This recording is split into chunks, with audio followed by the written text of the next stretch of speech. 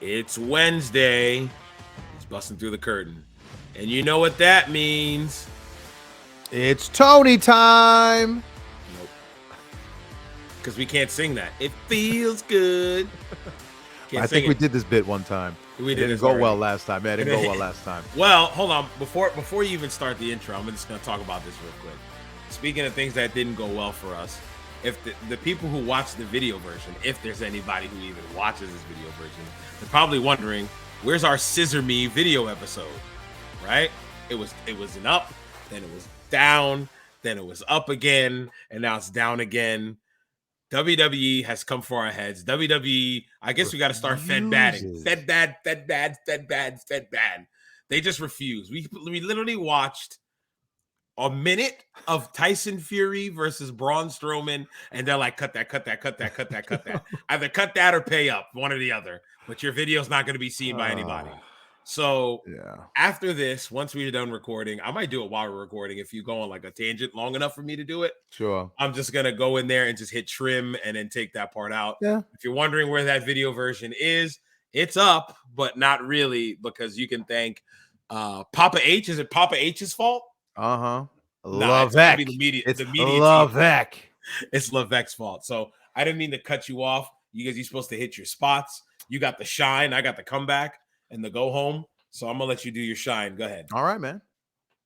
Let's run that back. So, what up, everybody? It's your boy Vernon Somoza. You know who it is. I'm pointing with this finger too. Very much. Let's see. Up and over. You're not What's going on? You're not there with me. What do You you gotta mean? turn the other way. What I don't know what about? it is on your camera. Oh, you know what? I think I did a setting where I put the mirror on so it would actually mirror it like on Zoom. So I think I'm have to go this way now, right? Yes. Now you're touching my tip. Fair enough. Touch my tip, Daddy Vern. You're not gonna scissor me, bro? I mean, no, I don't want that I don't want that DMCA coming after me. I'm good on that one. Man, you got me off tangent. Shout out to y'all. Vernon Somoza, big up. Wrestling manager, director of talent. You're the DTO, brother. Director of talent and operations. Hit those What's marks. going on, y'all? For NRG, big up to them. Shout out to that House of 1,000 Slams coming up. What, this weekend?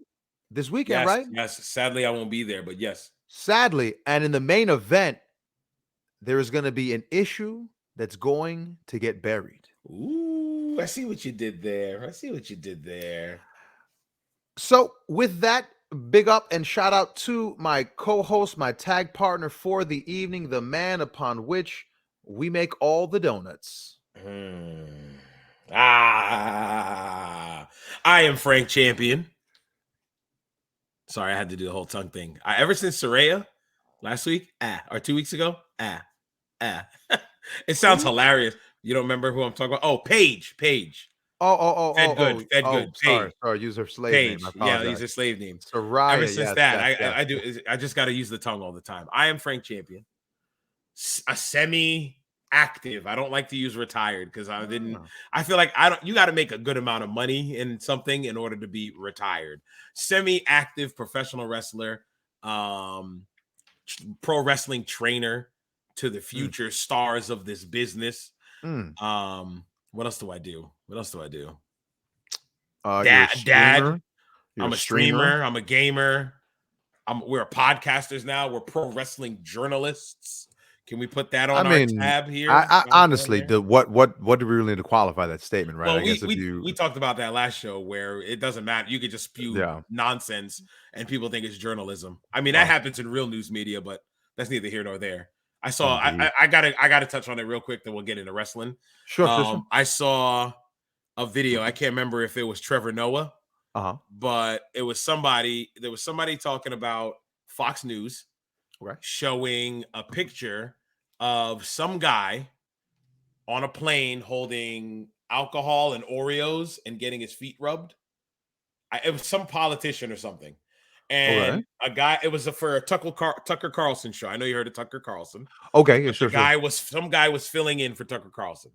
So they show this picture of a guy getting his feet rubbed by a woman, and he's holding Oreos and a bottle of like champagne or something, or like a red cup, something like that. And they're like, yep, look at him. Apparently this guy loves Oreos and alcohol. And the person who was doing it wasn't Trevor Noah. It was just a guy I think on TikTok or something. But he's like, if you look at the picture, doesn't this picture look familiar? And then he pops up a picture, and it's Epstein, who was getting his feet rubbed on a private jet by some woman. And they were like, this is clearly a Photoshop picture that Fox News tried to pass on as real news. Wow. And Wow. if you look even closer, you can even see the meme site that it's taken from in the actual photo. I was like, yikes. This is Fox News. I was like, I mean, I don't watch the news to begin with. I think you watch the news, you just don't like life because you just want to see depressing things. Yeah. But yeah, I saw that. Wow. I was like, wow, that's bad. That was like, wasn't there some news story not too long ago that some foreign country ran like GTA 5 cutscenes, and they use it as like actual like on the news. They use it like, yeah, it was like actual news footage, and then it was someone was like, yeah, they were like, that's like GTA 5 footage. That it was I did see one. I'm sorry, something like that. Am I making it up? I don't know if I'm making it up, but I feel like it's a real story. Go ahead. I did see one where a news site was using, not a news site, but like a video. They were talking about, call the 911, call 911 or something like that. They dialed 911 and they used the cover of 911 operator video game. I don't know if you ever heard of this game, but they used, I'm going to pop it up on the screen that we share with. Here we go. Popping it there. They used this font and this picture for the news article. I was like, wait, what? I was like, that's the 911 operator game. What are you doing? That's the first thing I said. I was like, okay, low effort. Like they're not even trying anymore. Like, I could work for the news if I know how to just navigate Google. I could work for the news right now. Pay me a pretty penny, I'll do it. But yeah, man, let's talk about wrestling. We're 7 minutes in. You know what? Talking about news. Let us start off on a perhaps somber note, perhaps serious note here. Just to report on some passings real quick. To start us off, man, and I think what a place to start. Rest in peace to Antonio Inoki. Facts. One of the 4 faces on my Mount Rushmore. What I consider my undisputed list, and I won't call it original because it wasn't original. I was listening to a podcast, and they said it. And right, and like I told you, I was having a night of torture in my soul in like 2 minutes because I was like, wait a minute, what's going on? All of a sudden, my theory on wrestling is being challenged.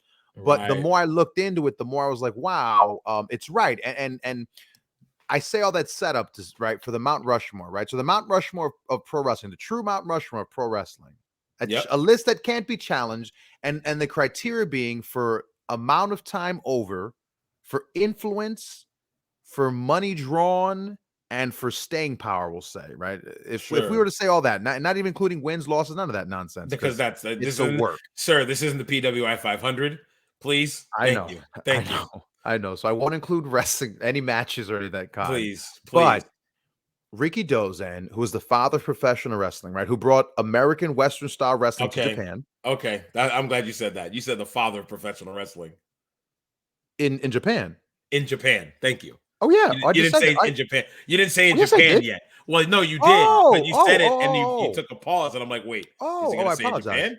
Yeah, no problem. So Ricky Dozan, the father of pro wrestling in Japan, and for that reason being because he brought American style professional wrestling to Japan. And as we were talking about pre-show, we are talking about, right?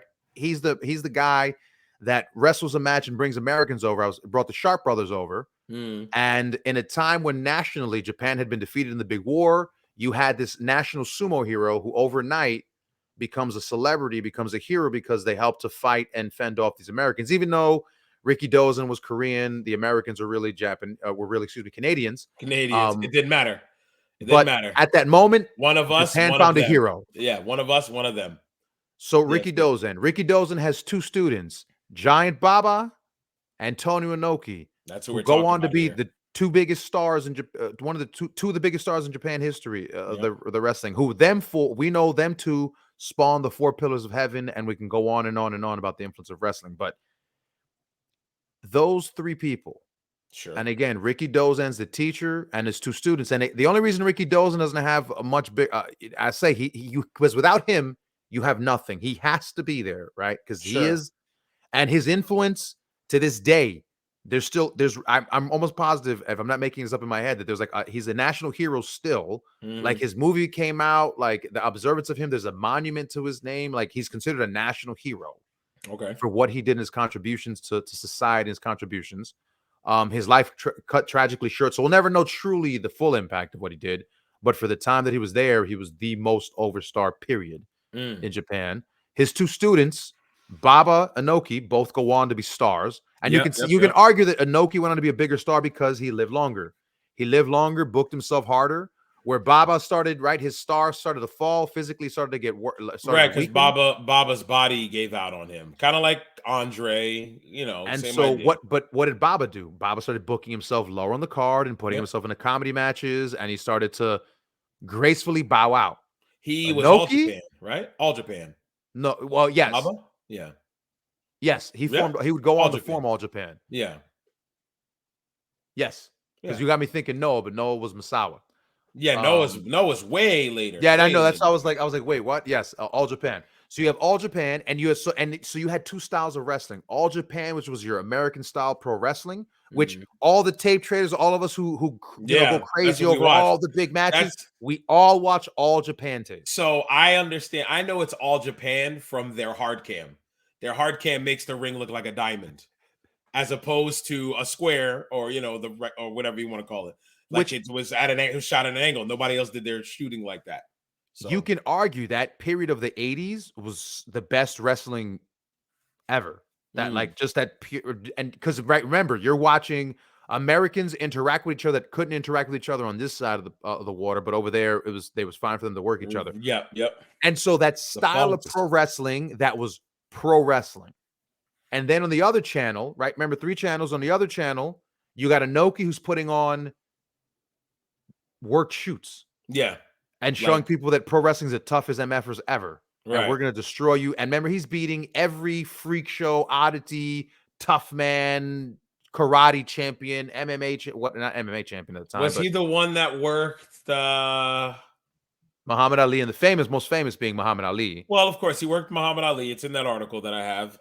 But I'm talking about, was that Inoki who worked the American with the big hair and the yellow pants, and The he great beat the piss out of him? Antonio. The great Antonio. Ah, and then he That's beat and he the beat mess him. because Yeah, Antonio wouldn't sell, and he was like, he "Okay, wouldn't sell I'm for him, gonna make and you then he sell." said, "I'm gonna give you a reason to sell." Yes, that was Inoki. That is Inoki. Okay, okay. So, and Inoki's alive longer, books himself on top longer, and Inoki, he knew his formula and he knew it well. He knew it cut and paste, and it never failed him. Hmm. Bring in an outside invading heel, book him over like monsters, put him over strong, and Have him work eventually Inoki. Inoki, Final boss. final boss, and Inoki goes over. Of course. Never failed him. The money they drew, the level of over they were, Yep. can't replicate it. Can't compare to anyone else. You're saying. And not in American, because in American we started it here, but it was never. No one ever had all the attention on them Mm. that way. Because remember, national country, three channels are on TV, and two of the stars are on one of the Okay, channels I get each. what you're saying. I get Like what you're saying because you I'm thinking, can't. well, what about Bruno? Bruno had a hell of a lot of attention, But Bruno but was we broke the whole country up. exactly, exactly. It would be like if Bruno worked everywhere and was champion in all of the United States, but it wasn't the case. He was just that guy in the Northeast Correct. because Which everybody wanted a piece of the pie in America. I get and it. in the South, they would have told you that Northeast wrestling, that's Rap, garbage we wrestling. wrestle. That's that exactly. We Down wrestle here, down this here. is real wrestling. Down here, Yeah. blood, guts, etc. Yep. So that's what I'm saying. So the amount of money they drew, no one can ever touch it. Hogan, never. They're the The Rock, pioneers of Cena, Japanese wrestling. I get it. and Yeah, you the can't. Yeah, fourth, rounding it out, yeah. Show them El Santo. He did for what Ricky Doze and them did for Japan. El Santo would eventually be for America, for Mexico. Mexico. Except he was a movie star. He was a wrestling star. Now, Transcended. He transcended it. luchadors in Mexico Mhm. are treated like how not us Americans treat like the Kardashians. I feel like they're not just like, oh, they're popular because they're on TV and they're professional wrestlers. They're in comic books. They do advertisements. They Yeah, have it other merch, depends. I think if you like movies. back then, way back then, yes. Yes, that's what I'm talking about. That's what I'm Yeah. talking about. Then I'm not trying to. Not now. Yeah. I feel Oh, like because like now. now, not as Now much. I feel like Mexican wrestling is just, it's just Some of wrestling them are now. still soap stars. Like I know some of them are like in soap operas. But you see what I'm saying? Like Yeah. you don't hear, oh, not the Rock, but oh, like John Cena is gonna be on Days of Our Lives. True. But you might see, I'm just gonna throw one I know, you might see like a Rey Mysterio type Oh, on a El Gordo y la Flaca kind of show or something like that. sure. You would never see that in America. Yeah. El Never. Dandy, Sailor Right. King, You would never see a Silver King. Oh Mystico. my God. Ciclope. This is why that's why I loved WCW when I was a kid, They because they introduced us to exposed all me these. to all that stuff that I never knew about. Without Professor WCW, Mike Tenay. the Cyclope goat, hits the ring. the goat. Viano, Love Viano him. 4 and Viano 5. 4 and 5, bro. Before they got into like guys like Juventud, Yeah. and all those guys that started coming in, That early cast of characters. Yeah. the early 90s when it was like Psychosis. I Mhm. love Psychosis, man. Mhm. Him versus Ray all those years. I know we're going off on a crazy tangent. Yeah, no. We're supposed to be It talking ties, about Inoki, it ties into this. but I get It what ties you're into saying this there. Go ahead. because Keep going. Inoki, remember Inoki in the 90s. New Japan brings in all the juniors. New Japan brings in that style, that young junior heavyweight style that revolutionizes the game. Yep. And we all talk about the night, was it 94, 95 New Super Japan, Juniors. Super Juniors, Jericho, Benoit, Guerrero, all those guys. Random side tangent. I love the fantasy book. Could you imagine had Owen Hart been in Japan 2 years later, Oh my he would have been a God. part of that Super Junior Cup? Oh my God, bro. Could you imagine if we'd have added That's like Owen the Hart's name best to that tournament. list? We'd have added his name to that list. That sucks that he wasn't in it, but like, Well, he was here signed. He was signed here, but yeah, I'm he just was in saying, he was in the E by then. He was working with his brother and had he stuff. just been just 2 years Still later in been there. Japan. Oh man, what could have been? Mm-hmm. But he was I still agree. doing that at years earlier when no one else was. He was still making a mark out in Japan. All right. That's the same argument. Before we go on, that's the same argument of if Owen was there, if he didn't die at Over the Edge in '99, if he was there when the Radicals came in and he was able to work all those guys, and then all the smaller guys that started coming in, and the guys like Benoit and all them. Or imagine he got to work Benoit, Jericho, Eddie, that style that he knew, and he didn't have a lot of guys to work with in the E or the F at that time. It would have been amazing, just as if he was there for Japan. I feel like Owen was a guy that was just in the wrong era, in my opinion, in WWF. Like if Owen was in just a little later, I feel like he would have been a huge, way bigger star than he was. Way bigger star than he was. I'm watching him now in '98, and he's feuding with DX because of the whole screw job thing, but it's starting to fizzle because now they're pushing Austin to the moon. I haven't seen Owen on Raw TV in a minute, but the last thing I saw was him beefing with Triple H and Shawn after the screw job. But after the new year, January hit, Stone Cold won the Rumble. Stone Cold, Tyson. That's all they care about right now on their TV. So let me ask you a question. Now that you brought that up, because I know you're watching the old Raws. Yep. Reading the Hakushi tweets and reading his live journal, how was that you watched it? You watched it actually happen and reading his commentary on it. I didn't read all of it because I wanted to save it. I wanted to save it for this, but then I saw. I know this has nothing to do with this, but I was like, no, it's not that long. It has chunks. It's like a lot of pieces. So I didn't read it all. I was reading the beginning. How he worked 1-2-3 Kid. He said he wasn't happy with it. Who was it? Who was his handler? The guy, Mr. Saito was saying that they weren't happy with it and all that. I was like, wow. He's like, oh, I got to work on my conditioning. I was late. I was fine. I was like, bruh. I was like he pretty much let everything out in them journals, and I was like, I gotta finish. Weirdly enough, some of them were in kayfabe. Like it's weird. Some of it's a shoot, but then some of it comes across as kayfabe. Okay, so I just wanted to toss that in there, just because you said that, you mentioned that. I was like, I wonder what you thought about that, because you saw the career and with matches. And he was I would call it not a cup of coffee, like 3 cups of coffee. He was there for Well, like a little over a and it's year. funny when you read it, he says he really like you notice the shift when he wrestles Bret Hart and he puts it over and says like the Bret Hart match was like the best match he had, and he hopes he has more matches like he had with Bret Hart. Yeah, Like yeah. that argument of Bret Hart was your best match. Hakushi says in his live journal, like puts that out there, the world that Bret Hart was his best match. Of course, because as much as I used to be a huge M word for Bret, and as I got older, what, you almost forgot why we say M word? No. I'm sorry, God. You just said Bret Hart. Did you see Jake the Snake's comments about the Montreal screw job? I think Jake just found out it happened. I'm serious. I think someone just told Jake it happened. Okay, nope. I don't, but let's not dive into that because we're already 20 minutes in. I know. Just all I'm just saying is Jake was like, "Hey, buddy, should have dropped the belt. Okay, if you're being paid to do so, do your job and drop the belt." Oh, Jake, I know why. I know why he's mentioning it now. He probably just saw it on the Peacock because he was plastered in '97. Duh. He was plastered in '97. He didn't see it live. Like someone he did an interview and he was just like, do your mother effing job, all right? All right, you're being paid for this, all right? Be a professional. And I'm like, Jake the Snake? Jake, that was 25 years ago, Jake. Relax. And Jake, but he brought some new energy to the conversation. Like he was like, listen here, young man, let me tell you right now. By the way, I've been always wanting to say this.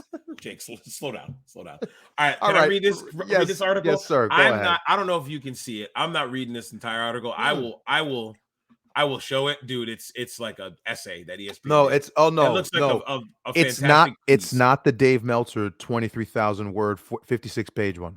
I'm cool on that. The Dave Meltzer wrote like a mini book for him. It was like I said, a term paper. I believe it. So this article here, because I refuse anything Dave Meltzer, I'm not reading at all. And it's from ESPN, written by I'm gonna butcher his last name, Mark Raimondi, on September 30th, 2022, which was a Friday. It was a Friday. Antonio Inoki. Oh, it says Antonio Inoki, famed combat sports trailblazer, dies at 79. I like how they worded this. They didn't just go Antonio Inoki, professional wrestler, dies at 79. Famed combat sports trailblazer. And I'm gonna read probably up until like he gets to what they're talking about, and then I'm gonna stop because again, it's a bunch of paragraphs. So I'm gonna start reading. Go ahead, do you think? Antonio Inoki, a combat sports trailblazer, influential politician, and larger-than-life figure in his native Japan, died Friday at the age of 79. The announcement was made by New Japan Pro Wrestling, the promotion he founded. The cause of Inoki's death was not released, but he had fallen ill in recent years and was relegated to a wheelchair. Inoki retired from politics in 2019, though he touched many parts of Japanese culture in his lifetime and became one of the most famous people in the country. Inoki was most known for his work in combat sports as a pro wrestler, promoter, and fighter, most notably his bout with Muhammad Ali. Inoki was the most important professional wrestler in the history of Japan, selling out countless arenas and stadiums from the 1970s and on. He was also the first Japanese wrestler to win the WWF Championship, though the reign is not currently recognized by WWE, and was inducted into the WWE Hall of Fame in 2010. It's got a picture of him being a politician. Well, there was that. I didn't even bring that up about his career. That's something he did that no pro wrestler could do. I mean, others have done it, but I mean, did he do it first? I don't know. I don't know the timeline of when he was a politician. So, all right. So on June 26th, involved in scandals. Like he was involved in political scandals and still save face with the people. That's the crazy part. Like he did messed up things and still found ways to save face with the people. Well, shout out to him. Let me get these last few. Go ahead. And it's going to talk about how he helped transcend combat sports. On June 26, 1976, Inoki fought Ali in perhaps the highest profile mixed rules bout ever. Inoki had a background in amateur wrestling and judo and trained under catch wrestler Carl Gotch, developing a methodology of fighting he called strong style. Ali, of course, was one of the top boxers in the world at the time and an incredibly well-known globally. Ali versus Inoki was a direct ancestor to what we now know as mixed martial arts, which has become a global sport led by the UFC, founded in 1993. The bout was one of the most watched fights of its generation, in addition to the sold-out crowd of more than 14,000 at the Nippon Budokan in Tokyo. I was literally about to say Toyota. It aired on closed circuit across the world. Shea Stadium in New York aired the bout on its big screen and drew a crowd of 32,897 with an undercard of pro wrestling and mixed rules matches. Ali versus Inoki ended in a draw, but Inoki spent most of the 15-round contest on his back, kicking at Ali's legs and landing those kicks more than 100 times. Ali took far more damage in the bout than Inoki did and sustained injuries to his legs. Yes, then I want to read this one thing. Brazilian Jiu-Jitsu pioneer Carlson Gracie of that famous Gracie family of Brazilian Jiu-Jitsu. That's their style. Brazilian Jiu-Jitsu is from the Gracies. Once said Inoki was one of the best fighters he had seen. During the lead up to his historic boxing match with Floyd Mayweather, UFC superstar Conor McGregor cited Ali versus Inoki several times as an influence on him with regards to the crossover bout with Mayweather. That's all I wanted to read. So I like that article because it brings up how, like you were saying, the man was a pioneer of Japanese pro wrestling, but he can also be recognized for helping pioneer MMA as well because of his match with Ali, because you saw a boxer and a wrestler who knew judo as well as amateur wrestling, and he was very popular at the time. He was probably like, if I'm not mistaken, I don't want to overstate. There you go. That he was probably the most popular Japanese professional wrestler or athlete at the time. He was in the Bad News Bears 3. He was a featured movie role. Yes. I don't even remember that. All I'm saying is, what American wrestler at that time you think could have been featured in that role that would have got the pop that he did for Japan? That the biggest star of Japan, he was their Michael Jordan they brought out. Yeah, right. Was Antonio Inoki. Right. So yeah, shout out to Inoki, man. The dude. Yeah, man. And I could wax on, but I'll say this. My biggest takeaway from Inoki, he brought an intensity. And when you talk about MMA, don't just look up the fight with him and Ali, because it's not a fun match. It's a boring match. It's terrible to watch. Yeah. People look up Inoki Chuck Wepner was a good one. Inoki versus, I didn't know they worked.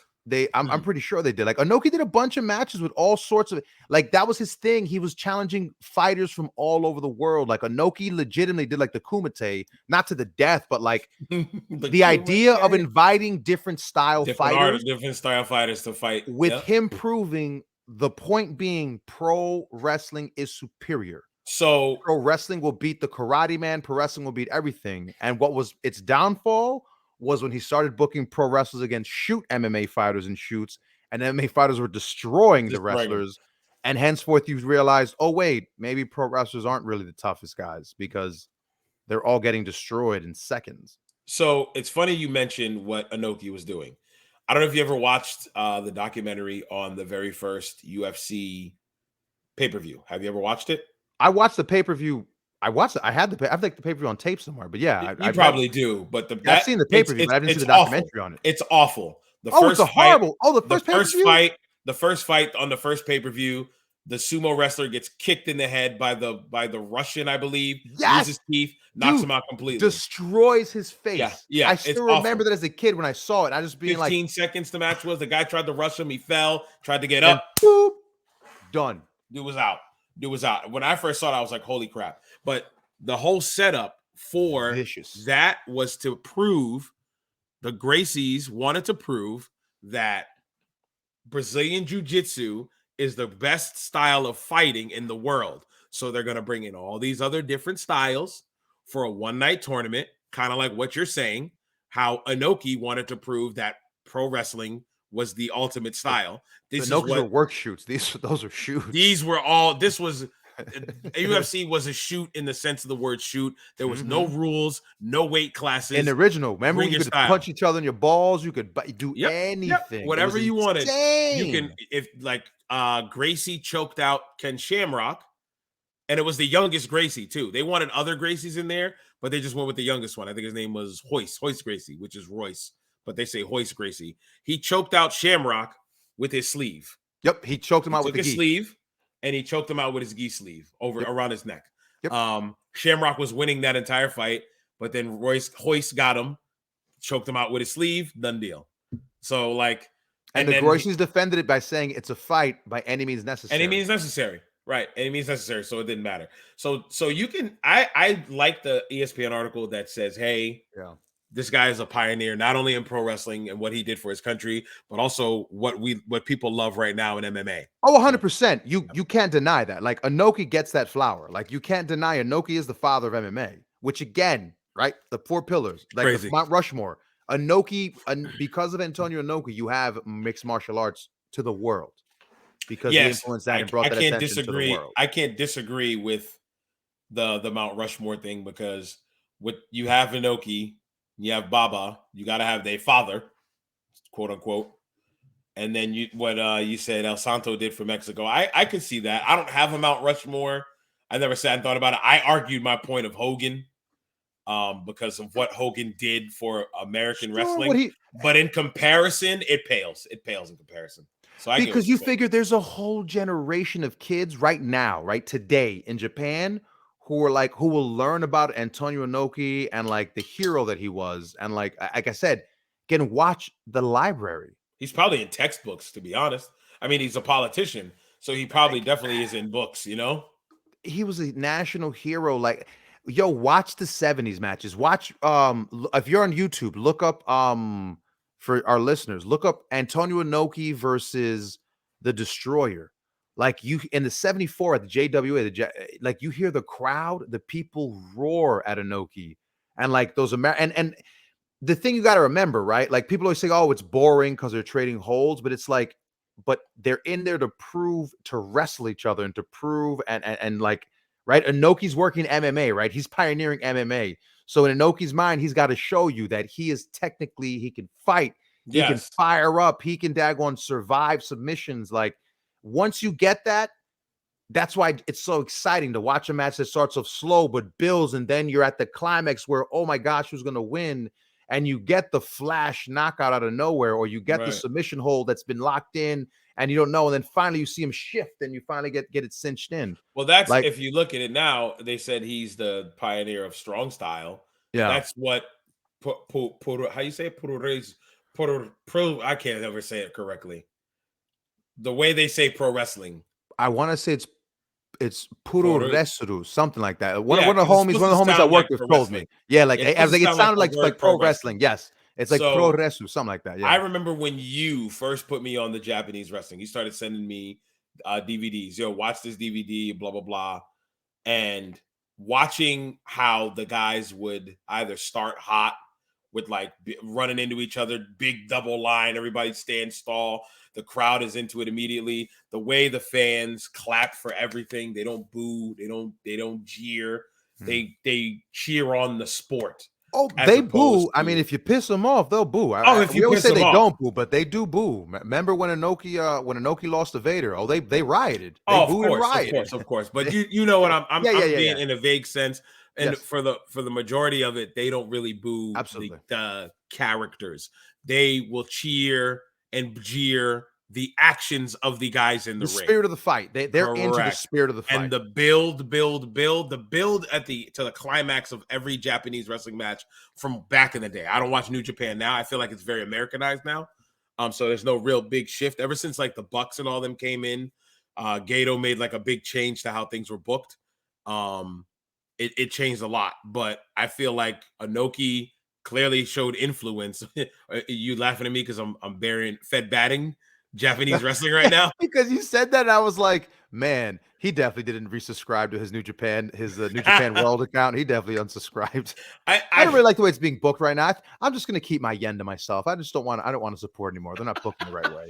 Like, you were so sincere. I was like, what? I mean, I haven't watched it in a minute. I haven't watched New Japan in a minute. I will watch Wrestle Kingdom, and we'll probably talk about it in January. Yeah. I'm sure. Unfortunately, man, what 2012? Like, I really feel like my wonder years for Japan ended in like 2014, 2015, where like, Because remember, I used to buy all the DVDs. Shout out to the homie at IVP Videos. I used to IVP. I love IVP, dude. I used to send this dude checks of just like, send me more DVDs. More send DVDs. Me more DVDs. I love your affordable DVDs at the much content you're giving me, bro. He has a streaming service now or something like that, doesn't he? Shout or out. On demand. Listen, Patreon for $5. I will throw him the cheap plug. Yeah. IVP Videos, his Patreon is $5 a month, and I just get literally puts up like 30 DVD digital files every month, and I'm an overload of wrestling. Absolutely. And you know me, I'm always saying, yo, I just watched something new. So it's truly best $5 to spend a month on wrestling. Anyway.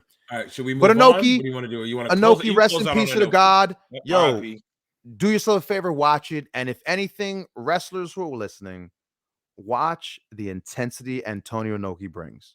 Yeah. When I tell you to watch him in 70, watch him in the 80s, watch him look across the ring, and he looks like he's going to daggone tear your throat out with his bare hands. Like, he looks intense. He looks like he's ready to go. The big thing with Inoki, too, was his face. His face told the story. Not even telling a story. I just mean how his face looks. Resting. Intense. It just looks mean. Period. Like, he doesn't have to do anything. He looks like a mean individual. So that helps a lot. So are we good? R.I.P. Inoki. R.I.P. Inoki, one of the four Mount Rushmore. You already know. So we got one more to go through, and then we're done. This will be quick because it's on you. Yeah, I don't know. Yeah. This one was. It happened not too long ago, if I'm not mistaken. This looks like it happened. This came out on October 10th. So she might have passed away on October 9th, which was a Sunday. And it's kind of sad because she's young. They don't have what's it cause of death or anything like that, but RIP to former WWE wrestler and Tough Enough winner Sara Lee. I don't believe Sara Lee ever made it to the main roster. I believe she had some matches in NXT, but she was there with a lot of other people that are there now, like a Sonya Deville, a Mandy Rose, who is currently the NXT champion. Also was there in the same Tough Enough as Velveteen Dream, Patrick Clark. We've been speaking about him recently. What did he say? How you turn this damn thing off? I love this. My favorite line. Is this on? Is this on? I know this damn thing's on. So, Sara Lee, she passed away at the age of 30. I'm going to read this article from. I love that these sites that I'm finding right now are legitimate sites. So we just did ESPN. This is news9.com. I'm not sure what it's Oklahoma City affiliate. So let's see here. On October 10th, this was posted by CBS News. Sara Lee, former WWE wrestler, Tough Enough winner, dies at age 30. Sara Lee, the former WWE wrestler and winner of the reality TV series Tough Enough, has died at the age of 30. Her mother said in a Facebook post on Thursday that happened. Okay, so a little while back. Her cause of almost about a week ago. Her cause of death has not been revealed, quote unquote. It is with heavy hearts we wanted to share that our Sarah Weston has gone to be with Jesus, unquote, end quote. Lee's mother, Terry, said, "We are still in shock and arrangements are not complete. We ask that you respectfully let our family mourn. We all need prayers, especially Corey and her children." So I don't know if you realize it. Weston is her last name. She was married to Blake Weston of Blake and Murphy. Yes. Okay. Yes. So she was the wife. I believe they have children. I'm gonna read it right now. I believe they have 3 kids. Lee won WWE's Tough Enough reality series in 2015. She received a 1-year, $250,000 contract with the WWE following the show and was assigned to NXT, the wrestling promotions company's developmental brand. She later retired from wrestling and married wrestler Weston Blake, whose really name is Corey James Weston, in 2017. They had 3 children together. World Wrestling Entertainment also issued a statement saying it was saddened to learn of Lee's death. As a former Tough Enough winner, Lee served as an inspiration to many in the sports entertainment world, WWE said. WWE offers its heartfelt condolences to her family, friends, and fans. In her final Instagram post on Wednesday, she had an Instagram post on Wednesday. They then announced the day after that she was dead. Wow. She wrote about battling a sinus infection for the first time. Fellow wrestlers paid their condolences on social media. Sonya Deville said this: "Absolutely heartbreaking. Life is too short. Sarah was awesome. Sending love and prayers to her family and loved ones." Chelsea Green shared photos of her and Lee, and she said she'll be missed greatly. So, I mean, we're not going to dive deep into this. Just another person from the pro wrestling world that passed away. I wanted to talk about it just because she was so young. Yeah, no, until we absolutely. find out exactly what happened. It's just R.I.P. to her. Yeah, But man, definitely. just, Rest in peace, 3 boys, yeah, family. Rest in peace right. to them, yo. She sounds like she was just getting her family started Yeah. because Wow. she married in 2017, so she was 25, Wow. and that means all them boys are no older than that, right? And Man. now they don't have a mom. I couldn't Yeah. imagine. No, that. me either. Rest in peace. So yeah, R.I.P. To Sara Lee, Miss Weston. But yeah, no more somber notes. You want to move on? Let's get it. I got another article. I got my man Nigel McGuinness, aka Desmond Wolf. Wolf. My name is Desmond Wolf. Never get old to hear that man say that. Listen. When I saw him finally show up at TNA and he was starting to work Angle, I was like, all right. He got the Initial poop. push. Let me finish. The poop end of the stick with the WWE. I haven't seen Last of McGuinness in forever. So he got the poop end of the stick. He was, and remember we were there for one of his last matches for Ring of Honor at that Boston show. It's just a shoulder. Just a shoulder. Damn it. Damn it, Triple H. Damn it. Remember that when he was punched before he had to go back to work in the convenience store? He went out to his car. Yep. Damn it, damn it, damn it. It's an effing shoulder. It's a shoulder. It's just like, oh, this is so awkward. The camera's still on. We should not be seeing this. So Nigel then went on to be a commentator for the E for a minute. A lot. Well, originally Ring of Honor. From the Ring of Honor, he went to the E. Right. Went to the E. He went to the E and he was commentating. He did the NXT UK stuff at first. Yeah. Wait, he did commentary Ring of Honor, and did he go to Impact, or was it always Ring of Honor? And then from Ring of Honor, he went to. I think he did commentary for a little bit at Ring of Honor, and then he went Impact Wrestling. I don't know the timeline exactly, but we'll read on it. Excuse me. This is from right when I was talking about legitimate sites. Here we are on Figure 4 Online, Wrestling Observer, Figure 4 Online. Dave Meltzer, Brian Alvarez. $12.99 a month. This is coming from Joseph Courier on October 7th, 2022. Report: Nigel McGuinness released by WWE. The former Ring of Honor champion had worked as a commentator for WWE since 2016. It starts off saying Nigel McGuinness is no longer with the WWE. PW Insider reported on Friday that McGuinness was released by WWE earlier this week. McGuinness signed with WWE in 2016 and had various commentary roles during his time with the company, most recently serving as part of the announce team for the NXT Level Up. Those roles also included doing commentary for NXT and NXT UK. WWE announced a major shakeup of its commentary teams. You can touch on that too for a little bit. Teams on Thursday with new teams set for Raw, SmackDown, and NXT. McGuinness didn't have a role on any of those teams. During his in-ring career, McGuinness was a world champion for Ring of Honor. He also wrestled in TNA as Wolf. Call me Desmond Wolf. McGuinness did commentary for ROH after having to retire from in-ring competition. During the COVID-19 pandemic in 2020, McGuinness was furloughed from his job with the E, but returned to work later that year. A documentary titled Chasing the Magic, the Nigel McGuinness story, premiered on the WWE Network in 2019, telling the story of how McGuinness made it to the WWE as a commentator after his in-ring career was unceremonious. I didn't know there was I didn't know that was on there. What? Unceremoniously cut short.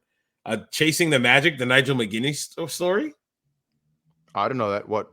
I know Last of McGuinness. I know Last of McGuinness because I own Last of McGuinness. I bought it. Yeah, I don't know the other one. The network came out with their own version in 2019. No idea. I gotta dive into. I gotta dive into that. Okay, yeah, I guess I would definitely love to see that. So, thoughts on that? I mean, real quick. Nigel, hey man, I honestly hope they let him go with the intent of bringing him back to NXT Europe, because I thought Nigel was a hell of a commentator. Somewhere in the basement, I saw somebody quote tweeted him because they asked, "Hey man, sucks that you're done with wrestling. Hope you land on your feet." And his response was, "No one ever retired me. I just started commentating." But like, I don't know if he was trying to implicate that like he could come back to wrestling, but you can imagine where that tweet went in the minds of many, that Do you think Hey, we could all get to elite, see all All elite. Elite, Desmond Wolfe, or Nigel McGuinness versus Brian Danielson in 2022? And it was a So fantasy booked all around the basement about that. So okay, so Nigel McGuinness is 46 years old. Nigel McGuinness has not wrestled. Hold on. but he's not in bad shape. He didn't put on weight. He got thinner, but he doesn't look fat. Doesn't look like he's just, stopped going to the gym, stopped working out. Hold on. Okay, he did go to ROH in 2011 to 2016. Okay. But he was doing like commentary. He was doing like outside of the ring stuff. But he was done wrestling 11 years ago. Wow. Done in wrestling 11 years ago. So I don't know. I would like this. I mean, what name is that? Vivian Edmondson? That must have been an early name for him. I've never heard of that name. I've never heard of that name either. Yeah, Desmond Wolfe and Nigel McGuinness. But listen, the dude worked his ass off as Ring of Honor champion. Oh, my that's God. the part His that's matches, the worst. That's the part that's you think he did all that for the Ring of Honor crowd and that small crowd, and he killed himself, literally gave his body. And in the end, when it was time to go up to the Fed, they didn't. He was damaged goods. Damaged goods. Yeah. He's like that orange or that apple you pick up and you see that little brown spot and you put your finger through and you're like, nope, not buying that one. Then you put it back on the shelf. Just bruised fruit, bro. You couldn't do anything with them because you bring them in. All right, let's say Vince says, all right, let's give him a chance, right? But he didn't want to get this. If I remember correctly, I don't remember, but wasn't that he didn't want to get the surgery? That like he had a chance. It was on his shoulder, and that he had an injury. It was a bad shoulder. He didn't get it fixed, and then the doctors was like, you could get it. You don't have to have surgery to fix it, and that they were like, get the surgery to fix it, and he was like, I don't want to get the surgery to fix it. And that, if off the top of my head, I remember that was the impasse that they wouldn't medically clear him, even though everyone else cleared him and said he was fine with it. Except he didn't have to get it, but their doctor was like, no, we won't clear you unless you get it worked on. And now think about it. And mind you, how long has it been since we watched the documentary? But if I remember, because that was the part where he punched the steering wheel and was like, it's a shoulder. It's an effing shoulder. And he was like, damn you, Triple H. I don't know if it was Vince McMahon or Triple H, but I feel like it was Triple H. He was remember, he was like punching the wheel. He was like, damn you, it's your fault. Why did you take this away from me? Why did you take it away from me? Remember, he was like blaming H. Like, like it was their fault. It was like he was just an angry man. He was just an angry man there. I'm sure he regrets all that. Bro, but he was working at a 7-Eleven, the UK 7-Eleven. Yeah, it's tough, bro. To go from Ring of Honor World Champ. Remember that's how it ended too. Remember how bleak it was? Remember I told you, like, does this end with a suicide pill? What the hell? Because remember it ended with him just being like, well, I went from Ring of Honor World Champ to I work here now. It's a 9 to 5. It was like, yo, what the hell? This is the most depressing video ever. Oh, it's crazy. He gave. You're washing back all these memories now. Sorry, Like, I forgot about how depressing that was. He gave his body up for Ring of Honor, and that style is proven. That Ring of Honor style, the mid 2000s, that style proved to do a lot of damage to guys. Look at Bryan Danielson. Bryan Danielson lost years, even in the E, because he was already battered and bruised from working in Japan as the American Dragon, then working that Ring of Honor style where dudes are beating the absolute. It's like having Sheamus versus Gunther every night. And every match. You have every match, every night. And if it's two guys who are both lightweight, they're flipping and flopping all over the ring, landing on their skulls. Correct. But those big heavyweight bouts like Nigel Joe or something like that. Remember the Monster Squad year one when the Monster Squad when Monster Mac and Moff were just murdering people. Yeah, the Hit Squad, but they're just murdering people. Moff still wrestles that way. I don't know if you've seen Dan Moff recently. Yeah, he does shows for NEW. He's the NEW champion. No, Magic Pro Wrestling Magic. Who cares about that? NEW. But he does their shows all the time. And I mean, them show. He does hardcore matches and stuff there all the time. Yes, Dan Moff is like a freaking brick house. He's solid. He still looks solid. But I feel like he's bigger than he was back in the day. but it's like I added 3 more traps to my traps, and my there's no fat. It's just muscle. But it's like there is fat, but there's muscle on top of that fat over the muscle. It's like, bro, how did you buff up your fat? Like what? And he's knocking the piss out of dudes. Like I'm just like, and that's my style. So I'm just thinking in my head, imagine he was working all those Ring of Honor years. He probably wouldn't even be working right now because that style takes years. It's like smoking cigarettes. It takes years off your life, bro. It takes years off your career. You're supposed to be able to do it in the next town over. If you can leave that ring and you're like, I can barely walk, there's a problem. There's a problem in the style you're working. But I got it. That was what those people wanted back then, and these guys are paying for it now. But yeah, man, I think, like you said, it'd probably be back for the Europe thing, or he'll probably get a commentary job. Who knows? Maybe he'll go back to Impact. Desmond Wolf, a commentary. Who knows? Something like that. So speaking of Impact, and Impact makes me think of the man who once said, "Let me win the X Division title and beat everybody, then I'll just retire as champ, and you guys can take the belt back." Actually pitched that as creative. Who? Sammy Guevara. Big up to Sammy Guevara. You don't remember that? Hold on. He said what? That was his pitch to Impact when he got sent home from Impact. His pitch was, let him win the X Division belt, beat everybody, go undefeated, and then he'll retire the champ. When was this? Before AEW? Look it up. It was like right when he first got into AEW. That Impact sends home Sammy Guevara. Maybe I'm conflating the story, but I'm pretty positive that was like, it was something crazy like that. He wanted to beat everybody, win the belt. And Sammy Guevara versus Drago, Impact July 20th, 2017. So he was working there.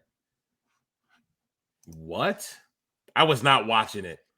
Impact Explosion in a tag team match with Davey Richards. No. But hold on. Taiji Ishimori. The fact that the Japanese always sent guys there is insane. Sammy Guevara Impact controversy raises questions about AEW's Forbidden Door. No, this is from 2021. Get it out of. Oh yeah. No. Yeah, 2021. Yes. It's recent. That's what I'm saying. It's way more recent than late. Reportedly. Oh my lord. Okay. It's Forbes. They don't want me to read this. Okay. Wait. Oh my god. Gotta love live nonsense on the air. Yep. Hit the copy. You son of a gun. Oh my lord. Oh my god. All right. Forget it, Vern. Forget it. I was trying to read it off Forbes. Okay. AEW. This is from comicbook.com. All right. One of these sites. Earlier this year, Sammy Guevara was written off of television by quitting the Inner Circle over mounting frustrations with MJF. During his absence, a number of reports came out that stating Guevara was supposed to have a short run in Impact, tying into an ongoing storyline between the two companies involving Omega, Khan, Hardy, and a private party. But those plans never came to fruition, reportedly because of disagreements surrounding Guevara's booking. In a new interview with The Zone, Steve Mulhausen this week, Guevara explained what happened. I think it got blown way out of proportion, Guevara said. Basically, some stuff was presented to me. I didn't feel like it worked for me and for what Sammy Guevara is, so I declined that. Then they declined to want to use me or whatnot, so that's totally fine. It was amicable, almost of this, thus agreeing like, okay, this is business. Maybe we'll work some out in the future. Then all of a sudden, it wound up on the dirt sheets and it blew up. I wish you could have stayed close to the vest, he continued. I felt like it wasn't necessary for any of this to become public knowledge because it was done behind doors. So we opened the doors for everyone to see, but it is what it is. It doesn't say anything about it. It just plugs the blood and guts match. Okay, I got it right here. Creative differences. All right, I got it right here. Per Dave Meltzer of the Wrestling Observer newsletter. Oh, Lord, Mr. Sammy Guevara was supposed to be at the tapings at one point. The deal was he would appear here while he quit the Inner Circle. Obviously, he's coming back as a babyface to feud with the Inner Circle. They were taping 2-9 and 2-11, and Guevara came. The basic details were that he didn't like the creative. Chris Jericho is the one who put the angle together with Callis, made Jericho look bad to Impact because he made Callis came up with the idea. Then Guevara didn't want to do it. Scott D'Amore told Guevara they didn't need him when he arrived in Nashville if he didn't follow the plans he had already been agreed to. Impact was really mad about AEW sending talent over, then putting plans in place, and then the talent wouldn't do the plan. Impact and AEW didn't respond. Blah, blah, blah.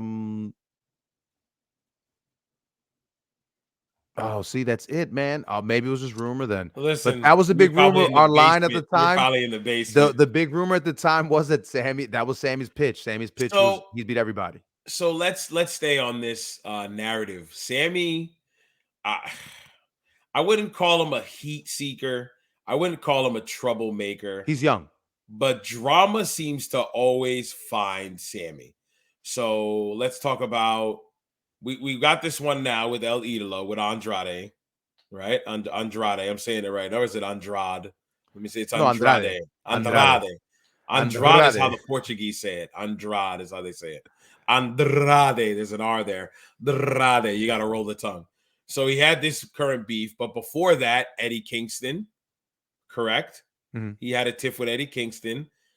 He was the guy who said, "Will you marry me?" to his girl that he was with for mad long. In ring, In front of a crowd, in front of a television audience, and then broke up with her because he was clapping the cheeks of his coworker, who he then married within the same year.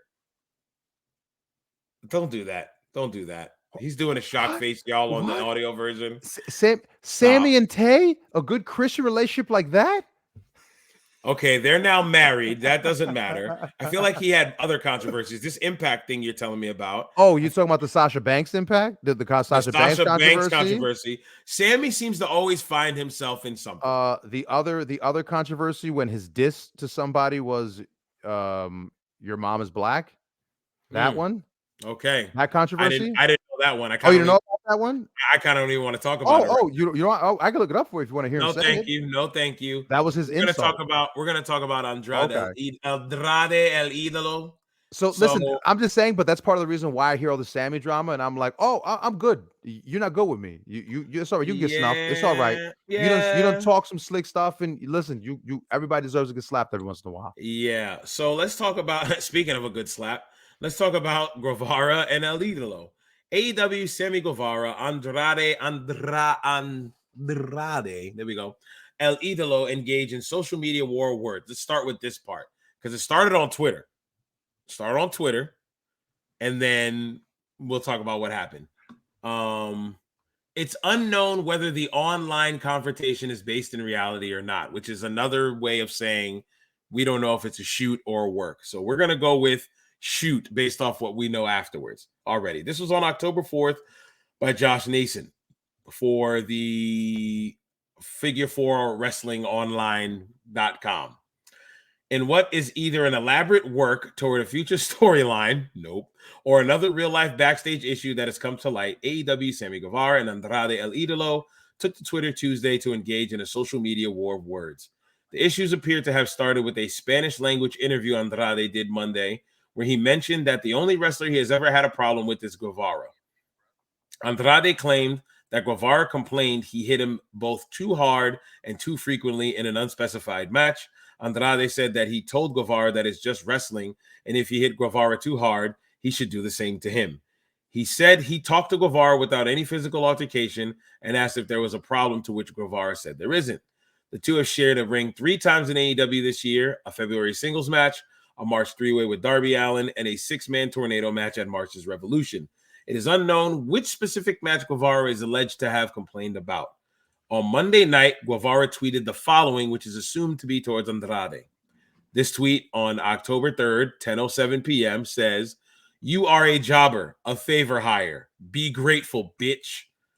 On Tuesday morning. Wait. Ooh. Spicy. That was spicy. So spicy. Spicy. Yeah. It was so spicy out of the random. Just a random through a random shot. Yeah. I bet that was like, I'm gonna watch this interview. Oh, this jobber, this favor hire, this ungrateful bitch. That's what that was. On Tuesday morning, Andrade tweeted towards Guevara in response. "I said it to your face." This was at October 4th, 9:46 a.m. "I said it to your face. If you had a problem with me and you said nothing, I won't beat your ass because I'm a professional. Don't be scared. When I say something, I name names, and I'm not scared to get fired. Hashtag Sammy." Before we continue, yo, Andrade's a real one. Andrade was like, I'm a real one. Before we continue, did he tweet that? Did he type that out, or was it Charlotte who typed that out for him? Ooh, why you got to go there for? Why you got to get at Mr. Flair? Yo, like wait. So we have stop it, Vern. Stop it, okay? We haven't on this podcast. What's his thing? Why you know? Oh God. Come on. Wait, how do you know? Lost it. It's how you know. How you know? How you know? Listen, that's the thing. He says, "How you know?" Poked fun at Andrade. Oh, Andrade's horrible lack of English, or not zero knowledge of the English language. That's why I said this is written pretty well. I hear you. I got it. Google Translate. You think he was like he spoke into the phone and the phone was like, and then it fixed it for him. True. Okay. All right. Guevara then retorted, denying an altercation took place and taking shots at Andrade for supposedly wanting to return to WWE. Sammy tweeted out an hour later. It was a spicy morning, October 4th. I know. An hour later, he says, "You didn't say shit to me, you liar. But here's some truth, you ungrateful prick. You would be jobless if it wasn't for your dad-in-law. Are you really mad at me, or mad at yourself for failing to get over for a second time? Just go back to WWE like we all you want to do and fuck off." Now, I'm only saying these words. Usually we censor these, but this is quote tweet, so I'm just saying what the tweets say. Chill, I'm sweating over here. It's getting spicy. So another person that I just thought of that he also got into a Twitter war with was Donovan Dijak, because he was doing the Feast Your Eyes. Sammy Guevara's move is GTH, go to hell, which is the not Shining Wizard, the Burning Hammer into the knee. Okay. That is Donovan Dijak's Feast Your Eyes. He was doing that on the Indies for years. He started doing that as his finish in the WWE as well. But Sammy's retort was, "I get to do it on TV and you're never on television." So I was like, damn. I got to find that tweet for you. Remind me to find that for you later, because they had a little war of words on Twitter. So Sammy Guevara's Twitter fingers have been on fire for a minute, okay? So let's get back to Andrade. Andrade then said he will see Guevara Wednesday and teased another confrontation. So Andrade tweeted 20 minutes later at 11:11. He was waiting. He was waiting on it. He was refreshing. He was sitting there. Hold on, let me get my hand in there. What'd he say? Is he there yet? No. Yeah. No. Get rid of the mentions. I'm trying to see what he's talking about the timeline. Right, because he never added him. He goes, so Andrade says, "Okay, I'm a liar." Laughing emoji. "See you on Wednesday. I'll tell you to your face again. And nothing you say that you do not have any." Wow, that's Andrade. See? He wrote it. Andrade. He typed that. "And nothing you say that you do not have any problem." Huh? Nothing you say do. And nothing you say that you do not have a problem. And nothing you say proves that you do not. I don't know. I'm not going to try and figure it out, because we'll be here for another hour trying to figure out. Seriously. Further adding to this confusion as to the legitimacy of all this is Andrade's on-screen companion, Jose the assistant, confirming Andrade's account of things. "I was there." Jose the assistant tweeted before Andrade tweeted that out, and before the cursing tirade from Guevara at 10:51. Jose the assistant said, "I was there and can confirm this incident happened." Andrade El Idolo gave an honest interview about his thoughts on AEW, his upcoming AEW Rampage match with his AEW career on the line, and more. Good thing no one in AEW can translate Spanish to English uncensored. That's what he says. However, Andrade and Guevara are not. The fact that this article thinks that at some point this could have been a work, I think that was just them trying to protect their butts.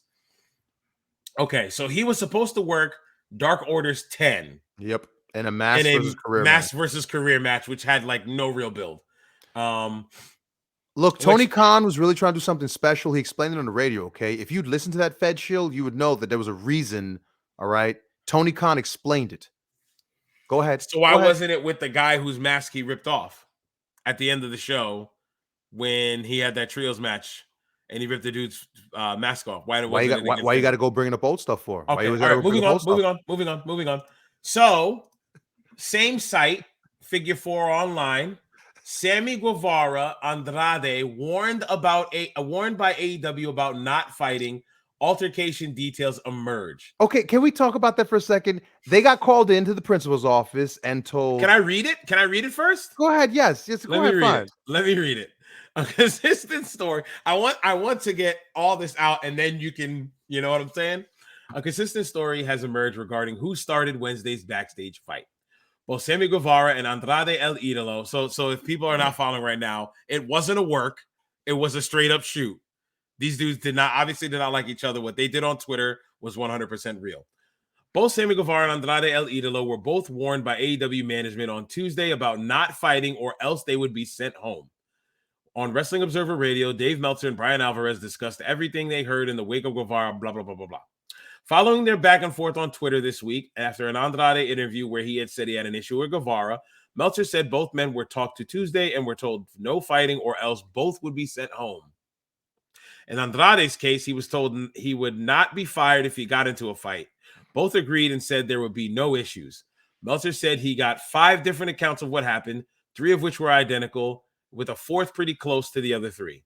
The consistent story is that Guevara did not throw any punches or fight back even after Andrade punched him, possibly a sucker punch, according to what Meltzer and Alvarez heard. One account had Andrade spinning Guevara around, Guevara then pushing him, and Andrade punching him. Meltzer said he had heard Andrade was waiting in a hallway for Guevara and got 2 punches in before it was broken up. He noted that despite the punches, Guevara didn't have any marks on him for his main event match on Wednesday's Dynamite. While Andrade's side is what was originally reported by TMZ, both Meltzer and Alvarez noted that if Guevara threw the first punch and had indeed fought Guevara, he wouldn't have worked the main event, or indeed fought Andrade is what they meant. He wouldn't have worked the main event with Chris Jericho against Daniel Garcia and Bryan Danielson. Andrade was sent home, and there was no word on what AEW plans to do with him right now. It was noted that he is under contract for several more years, and there is speculation he would like to return to WWE. Part of the reason for his behavior this week. That's speculation, sir. That end of it is all speculation. You can't do that, Josh Nason. So go ahead. You can, your thoughts, sir. I just think it's funny. They got brought in the principal's office. No fighting, boys. No fighting now. All right. Shake hands. You don't see what I got behind my back. And I love the thought that Andrade showed up to work. He was like, yo, Frank, watch my bag, bro. I'm gonna snuff this dude. I'm about to go snuff this dude. So yo, just watch my bag real quick because I'm not even gonna get dressed because I'm not even gonna work. Yeah, no, so I'm like, not gonna work tonight. I told the Uber to wait outside, so I'm gonna go back to the hotel. Yo, and then Sammy walks in, and I'm just imagining he's like, "What? How you know?" He just hit him in the shoulder and said, "How you know?" Stop it. Hey, stop it. How you know? Pang. So the story is he connects with him twice, and Sammy does nothing. And the part that I feel like we're all overlooking is that he still worked the show, right? Who was in the main event? Who was in the main event? Guevara. Okay, but who else? Jericho. You really, and the part that story didn't cover is that all the rumors that I've read and that I've heard all say Jericho was one who went to bat for Sammy. It was like, he didn't do anything, man. All right, he was a victim here. All right, bro. He was attacked. And I'm like, yo, I'm sure Sammy Guevara could have had the Coke resin dripping down his face, and Jericho would have been like, nah, that's white chocolate. It's white chocolate. He was eating Hershey's. He was eating Hershey's because it was his main event, and there was watching the last 2 weeks of the worst possible AEW in forever. Ring of Honor pilots. It's all been non-stop Jericho fantasy booking. I know Tony's a fan, but that's why this whole thing stinks. Because Guevara, even if he got beat up, I don't remember the last time at a fight in work where you and me get into a fight at work. And you still get to work. The boss says, all right, Frank, go ahead. You go to work. That Vern's a piece of trash. Vern's out of here. Vern's out of here. Vern's going home. But it just doesn't make sense. And Jericho, the Ring of Jericho thing is just, it's what's perpetuating this because Sammy Guevara thinks he's a star and thinks he's working with Chris Jericho and the JAS and So I see, this is what I see, Vernon. Guevara, they call, according to TK's mouth, one of the 4 pillars of AEW, correct? Can you name them? Can you name them? Spanish God, Sammy Guevara, Darby Allin, Hangman Page, right? Hangman Page. Who are we missing? MJF. The 4 pillars. Well, Britt Baker, depending who you ask, Britt Baker or MJF. And sure. Jungle Boy. We're missing Jungle Boy, no? I don't think Jungle Boy. Let's Google Yeah, Jungle Boy is one of the pillars. 4 pillars of AEW. Term coined by MJF, referencing the 4 homegrown stars of AEW. Jesus, come on. This is just give me the men. 4 men. Okay, Darby, Sammy, Jungle Boy, and himself. Okay. Yeah, we said Hangman, but he's not homegrown. Hangman was in Ring of Honor, so that's why. Yep, so it was Jungle Boy. So Jungle Boy, Darby, MJF, and Sammy. He's one of the 4 pillars. All 4 pillars. DMD. All 4 pillars. You have if you're gonna say her name, you got to do DMD afterwards. DMD. You got to do it real quick. All 4 pillars worked that night. Mm-hmm. I think he was never going to be off that show, no matter what happened back there. Yeah, agreed. No matter what happened back there. Sammy is starting to become that point of untouchable. He got into an altercation with Eddie Kingston. They got sent home for a day. Everything was fine. Still on the pay-per-view with his girl. I think they added that match in the pre-show for him and his girl. So are we going to finally admit that was right when I called him 96 Sean? Come on, I got to put a quack in again. Jesus. Damn it. Oh, I didn't. I died on it. 1, sorry. 10, 50. Yep. Okay. Yes, Vern was right. That I was going to mention that. Book like Sean. He's Shawn Michaels. He's Shawn Michaels. I think TK has a spot in his heart for Sammy Guevara. I think he really likes him as a person. I mean, he showed up to his wedding, right? He showed up to his wedding as a guest, as an invited guest. He paid for it. I mean, with the money that he gives both of them. So I think Sammy is at the point where he's untouchable. And I was going to ask you, he's got that Shawn mentality. Shawn had a lot of issues in the mid-90s with guys. He was to the point where they had a lot of power. The clique as a whole had a lot of power to do what they pleased backstage. Sammy's to the point where he's kind of untouchable. I saw some article that also said, it was out a day ago, he's done with the backstage drama, blah, blah, blah, this, that, and the third. So I think I'm gonna play it like this, Vern. I'm gonna give you this scenario.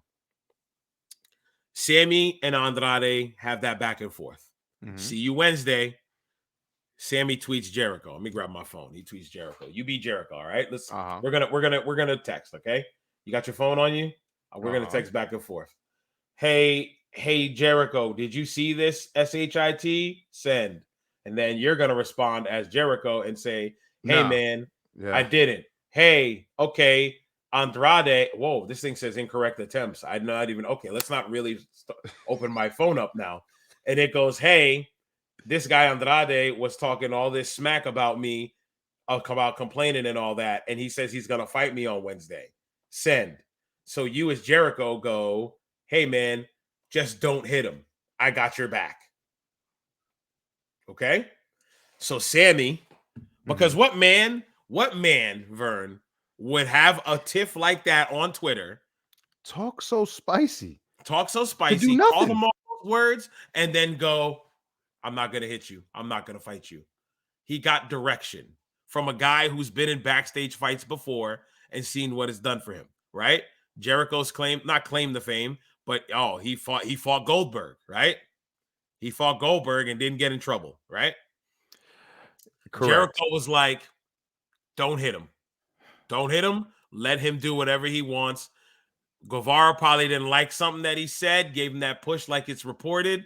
Andrade got 2, fight got broken up, done deal. Andrade was finna lose and be gone anyway. So TK sent out a tweet about an hour or so before Dynamite and said the match between 10 and Andrade is off. And then they said something else was going to replace it. When I saw that on Wednesday while I was at training last week, I said, oh, they must have gotten into a fight. Because I didn't read any articles about them fighting. I read Tony Khan's tweet that said Andrade's off the Rampage show. I was like, oh, he's off the Rampage show. Something happened. What happened? And then it finally came out. So I believe Guevara was coached to not do anything by Jericho. Jericho went to bat. Jericho got him off scot-free. Just like you were saying. As always, you have presented me with a conspiracy that I can buy that. That actually makes legitimate sense. I promise you, That's what I'm here for. It's what I'm here for. That's a conspiracy I can get behind because it would make sense why, you talked all that smack, and then when you finally got a chance to fight, you didn't put your hands up. Right. It's like, Yeah. dude, Okay. I don't want to go too far into it. That beef was crazy. It's just something else. We cover all the nonsense, all the drama backstage as well. So I figured something we touch on. So we're about an hour 15 in. Yeah, man. You want to talk wrestling? Let's please, right? We've been talking all this other nonsense. So we had two pay-per-views this weekend, but before that, let's do the go home show of SmackDown. We'll be real quick. I just have some quick notes about what happened on there. Yeah, so man. Legado del Fantasma. We were just talking about Spanish wrestlers. It's Hispanic heritage much. Let's keep the Espanolis happy. Okay. Espanolis. Wow. You love that? Is not how you're supposed to say it? Ooh, is that bad? I'm canceled. I don't know. Here? That may get you brought up on that. You may ruin the algorithm with that. Cancel culture. Yeah, we're gonna get that one view on that, just like the other video that's not up right now because WWE refuses. No. In all seriousness, Legado del Fantasma. I was waiting for this.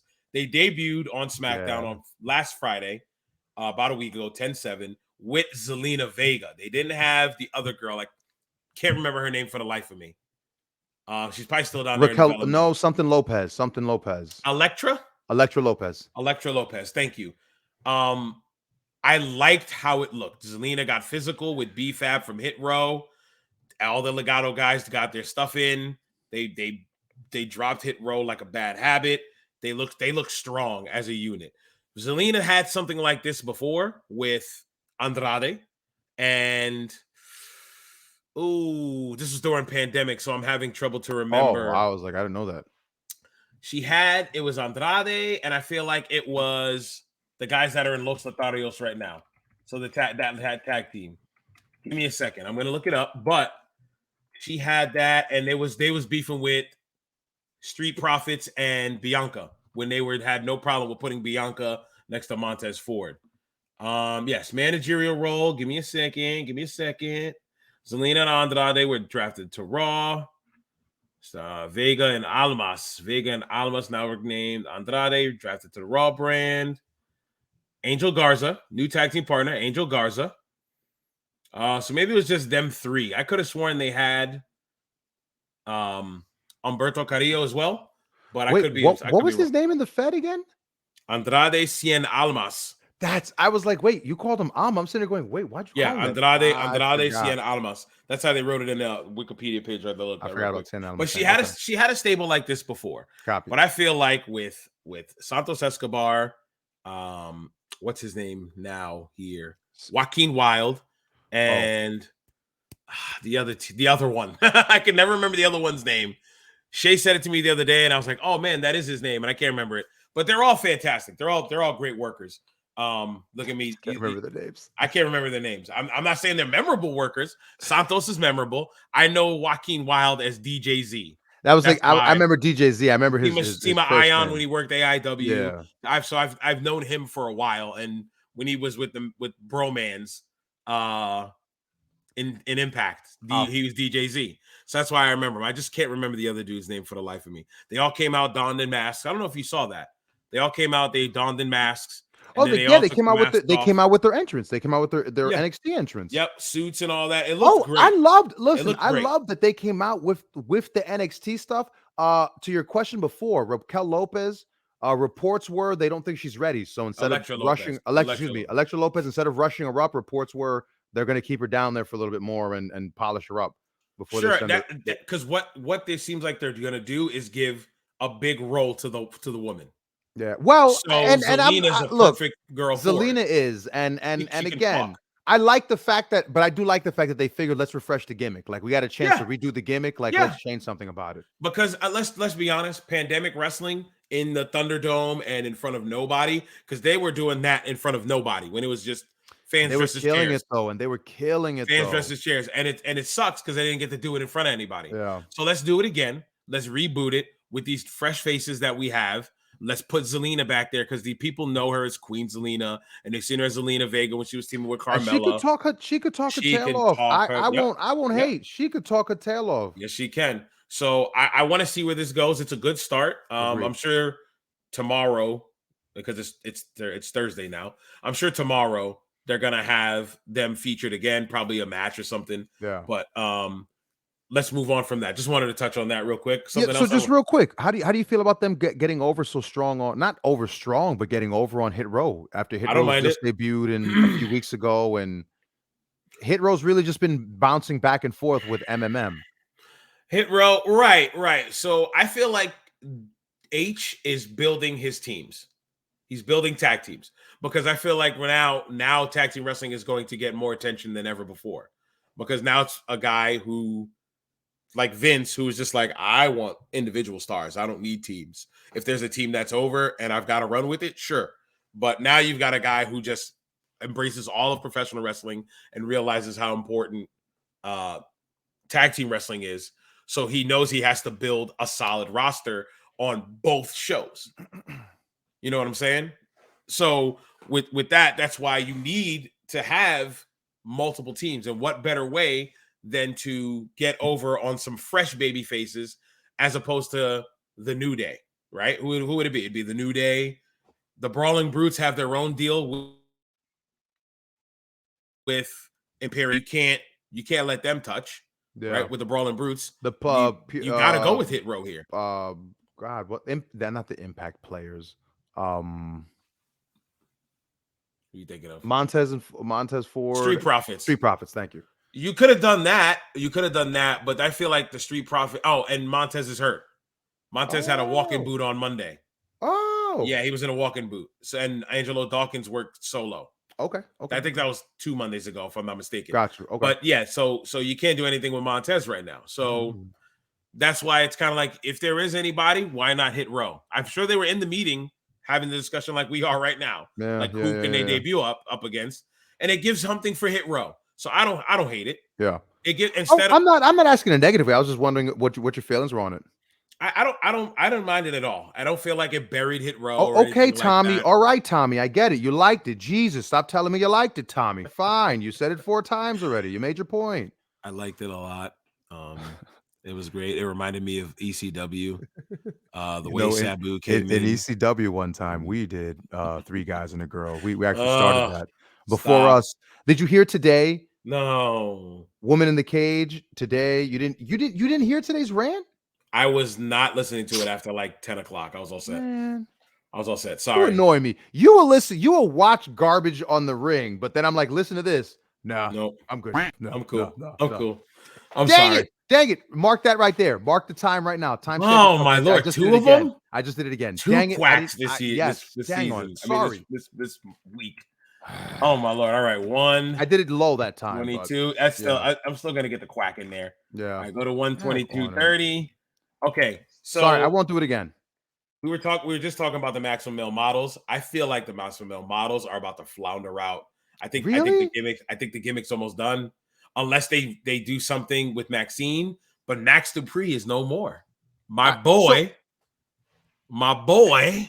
who was out there talking about titillating the juices or something like that. Titilling your guilty pleasures. Your guilty pleasures is no longer there. It's not Max Dupree.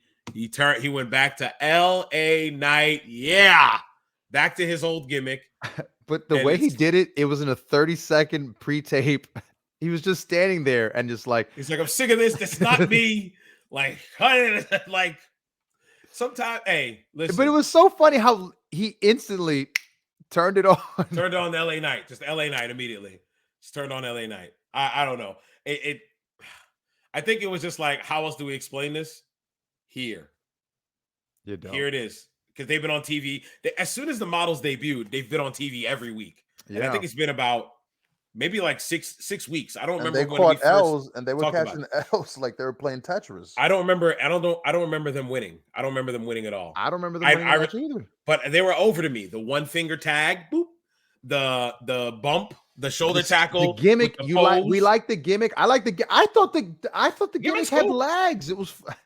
You had places. They were creative. They were creative with the runway walk over the guy's back. Yes, the double pose. They embraced it.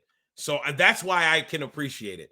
They're dudes who didn't poo-poo on the gimmick and just say, "Oh, whatever, we're models now." They were like, "Okay, we're models. What can we do?"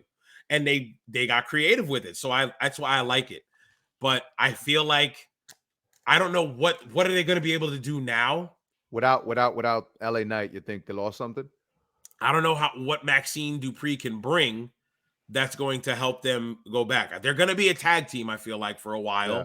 And I feel like they're going to split. Where did she come from, Maxine Dupree? She's NXT. She's NXT. She was NXT. I Was don't remember her name. I don't remember her cat. What was she on NXT? I'll get it for you. Because I just feel like she just came out of nowhere one day on the show. Yeah, I'm trying to remember her name. Hold on. Go ahead. I'm trying to find it. The Maximum Male Models, man. Yeah. Sophia, under the name Sophia Cromwell. She was in NXT 2.0. Sophia Cromwell, where she was a manager. No, I don't remember her. No. I bet, you know what I think? I think she was a part of that. She was a model. Oh, wait. She was legit a model. She was I just remember now. She was with Robert Stone and they were with Von Wagner. That's who she was with. Okay. I just remembered now. You said manager. She was with Von Wagner. Okay. So I think she was a part of that group that came in, the one we announced on the show. Remember the one we announced on... Wow. And she got a call up that fast? I think so. Let me make sure. No. She was a part of the 2021 class. Yeah, she was a 2021 class. And she's a legit model and she's on TV already? Hey, there you go. They wanted to use her. She must have progressed. Yeah. Good for her. So yeah, okay. I think unless they do something with her, I don't know. Yeah. I don't know how much legs it has now. Because I feel like you could have went to Max starting to wrestle, 6-mans, stuff like that. Had some ways. I'm not saying trios. I didn't say trios. There's a difference. I said 6-mans. I didn't say trios. Okay, there's a huge difference. So yeah, let's move on. The Bloodline segments from last Friday. I'm not talking about this past Monday, where my man Sami Zayn stole the show again, but I'm talking about run of his career. Can we just say run of his career? That's what I wanted to talk about. Really. A career run. He's on a career run. So let's talk about this. Let's talk about this real quick. Sami Zayn, the Sami Zayn wrench into the Bloodline engine has been amazing. Amazing. He brought new life to the gimmick. So Bloodline been doing their thing, right? They've been doing their thing. Sammy had his match at WrestleMania with Johnny Knoxville. Since then, and when he started this whole I'm a tag along for the Bloodline. I'm just a guy who wants to get coffee. Like I was just a guy who wants to hang out. His stock has risen. It's like this. His stock. And he's just playing the friend who's tugging at your arm, going yo. Let me say now. We're just gonna update the story. They had a segment with Logan Paul, and they almost got Roman the Geek. They almost got Logan Paul to geek. Sammy got Logan Paul to geek. Sammy got Logan Paul to break. Calling him number 2 because they're the ones and all that. It was good stuff. A giant number 2 that's gonna get scraped off the bottom of someone's boot. The last time we talked about them, we were talking about take off the shirt, Oos. I mean, like the tension that you felt for Sammy there. Then he got the honorary Oos shirt to where now Roman is like, talk to Sammy. Don't bring that problem to me. Deal with Sammy. Sammy got it. It's like, whoa, how did he rise in the ranks that fast? Well, as Sammy said, what Roman and I were hanging out, like, we do that. Right. We do that from time to time. The way he's just suddenly like, we're doing our thing. We do our thing. We do. And you're just like, what is he like? He does it. It's almost like it really feels sitcom-y at times when he does it, right?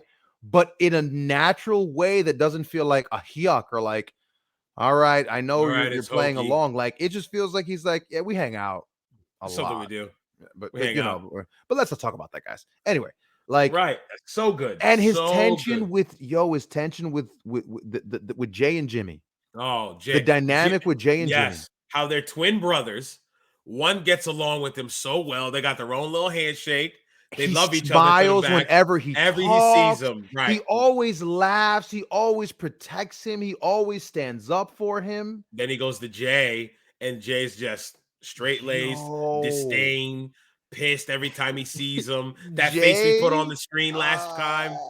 It's so good. Whoever's writing this Bloodline story, they've got it. They've got it. Yo, Chef's kiss. my They've got man it. Jay, when Jay was just like, yo, you could really do that to me, Oos? You could really make me you could really make me do that, Oos? Yo, when he was just talking through his teeth and he's just like, for real? For real though? I was like, Now, man, like that real tension though. did you see this past Monday? No, I've gotta go back and watch it. So Roman was going to address. He's like, it's usually the loudest ones in the room that are the weakest. And I'm looking at Sammy because like it's funny because it's Roman. It's in New York. Wait, you were there? Yeah, no, I was, but I'm saying, but I haven't gone back to watch You it. didn't watch it on TV. Like, so on part TV, of me, the watching it in person is one thing, but I was like, because people like you just said something happened on the show, and I was like, I didn't see that, and I'm thinking maybe some stuff happened they didn't show on the Tron. I don't know. I forgot you were there. We should have talked about that. I forgot you were. Yeah, no, actually we could talk about that. Yeah, we could talk about it later. That's but fine. yeah, That's fine. No big deal. But Roman said, you know, because it's different watching it live than watching it at home on TV. Because on TV they tell you what to pay attention to, while at live you're watching everything. You're watching the crowd. That Roman pop was my real. God. Oh my Lord. I couldn't imagine that now. Was real. I mean, Roman was over in 2015 when we saw him at TLC, and my wife went nuts for him, but he was still rocking the vest. He wasn't in God mode yet. Brother, when this dude said Uzi, that New York crowd was like, Uzi. They were just like, Uzi. That Uzi chant got over. You're not really being kind of Uzi. Like, it got over. So Roman's like, yo, they'll usually the loudest, that's the weakest. And he's like, Jay. And you probably couldn't see it from where you're sitting. That was the thing I didn't. Yeah, but that was the thing I didn't like because I Jay's like this. Like, Jay's got the scowl and he's looking. But he starts talking about. He's like, his eyes are going back and forth. Like, bro, why is he calling me out right now? Like, what's he trying to say? And then he turned to him, and then Sammy came in. If I may, I'll say and see, then, that and came then across. Paul goes, did you just interrupt the tribal chief? And then Roman put his hand like, yo, chill. He goes, I'm sorry, my chief. I'm sorry, my tribal chief. I'm sorry. Like, and Paul, masterclass. Paul is, you name me a better second guy, a better manager, a better like sleazy, just car salesman who you know he's lying through his teeth, but you want him to tell you more. But what's crazy is it is a totally different character than what Paul has always been. Paul for Brock Lesnar was the most cocky, arrogant son of a bitch. I'll say it, son of a bitch manager that there was. That's not a threat. That is a spoiler. That is a spoiler. Brock's gonna dominate you. Brock this, reigning, defending this. Now with Roman, he's the submissive. Man. He's submissive. He's just a wise man. And I love it. I would never think Paul would come off as a submissive person because the way Paul has been, even all the way back to the Dangerous Alliance. You know what I'm saying? He was never that kind of guy. He was always the guy in control. ECW, guy in control. Brock Lesnar manager, guy in control. Even when he was for Claudio for a little bit, guy in control. CM Punk, guy in control. Now he's here with Roman. It's Roman's world. I'm just a squirrel trying to get a nut. That's all it is. He plays it well. He plays it well. So the whole bloodline storyline, it has picked up since Sammy's been there. I can't wait to see where they go with it, man. I'm tuned in tomorrow on Friday night. So that's all I wanted to talk about on SmackDown. Can we go to the actual professional wrestling pay-per-views? We're an hour 30 in. Yeah. Oh, because Extreme Rules. Since we just about SmackDown, let's touch on Extreme Rules, and we can end the show on. Rules? Well, I think we can end the show with Bound for Glory because our Bound for Glory conversation or experiment will be it'll be more. Sure, we can end off it on that. All right. And so on us saying that we're going to eat glass and pretend to like it. So yeah. All right. So before we start, I want your overall take on the pay-per-view Extreme Rules. What did you think of it? Without going into detail, just what did you think of it? Then overall, I had fun. I like the pay-per-view. I got the concept. I thought the crowd was in on it. The crowd was there for it. It made it to be a fun show. Can I tell you? I disagree 100%. Okay. I think the show had some high spots, had some high points, and had some really low points. The low lows were bad. Yeah. Stuck out to the point where it was like, man, it's kind of hurting the show. That's how I felt. If you want, we can jump right into it. If you don't want to have a rebuttal or anything like that. No. I'll say this. I mean, I like to see. I liked the show. The only match that took me out of it was the second match. The Ronda match was really the only match that Okay. that really, I'll say, the show lulled at Ronda and the strap match. Okay. All right. So we'll go But from those there. are the two matches that really. But I thought that placement of it, okay, it was smart placing, but as we'll talk about, the way the match was booked and laid out, I thought, you could have Yeah. done better with it. All right. So let's Strap start. match. Hold on. Yeah. We'll get there. So let's start with these guys, the Brawling Brutes, against Imperium. Another great match these dudes had. Well, they gave the crowd what they wanted. They kicked off the show. I'm gonna keep it back up there. They kicked off the show. Let me see if I can sneak. They kicked off the show. We're off to the left here. For the audio viewers, it's a photo of when there was late in the match in this part. They were nose to nose, Sheamus and Gunther, and these guys were getting up from the ground. The rest of the Brutes and Imperium. This match was an absolute banger after banger after banger. I know you heard Sheamus say that. So it's okay now. Fed said it, so Fed good. I can use the word banger again, right? Banger After banger after banger. No, I do feel like they're doing their best to try to get that over, and it's just not catching on. No, it's not. It's not. It's not. The chant's not working. They went 18 minutes. They set the tone of the show. They set the bar. Pun intended. They set the bar because they are the bar, right? They are the bar. You're not gonna bar. I honestly didn't remember that was the thing. Bar. Claudio and Sheamus, man. I didn't remember. We don't just set the bar. We are the bar. We are the bar. Is that? Did they touch fingers? I don't think they did. They just kind of put their fingers out. They were the bar. Good tag team. But anyway, they set the tone. Every time those six are near each other, it's magic. You could see the chemistry. Not a single one of them are from America, too. Am I correct? Not a single one of them are American. They're all international wrestlers, right? Oh wow! All of them international wrestlers. Wow. Every single one of them.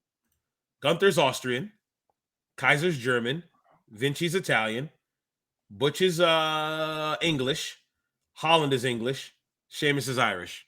All international wrestlers, all doing our American sport in such a physical way. You have to appreciate it. It's the kind of wrestling I like, where it's tough, it's gritty, but it's safe. Guys aren't out there like Ring of Honor killing themselves. You know what I mean? Sure.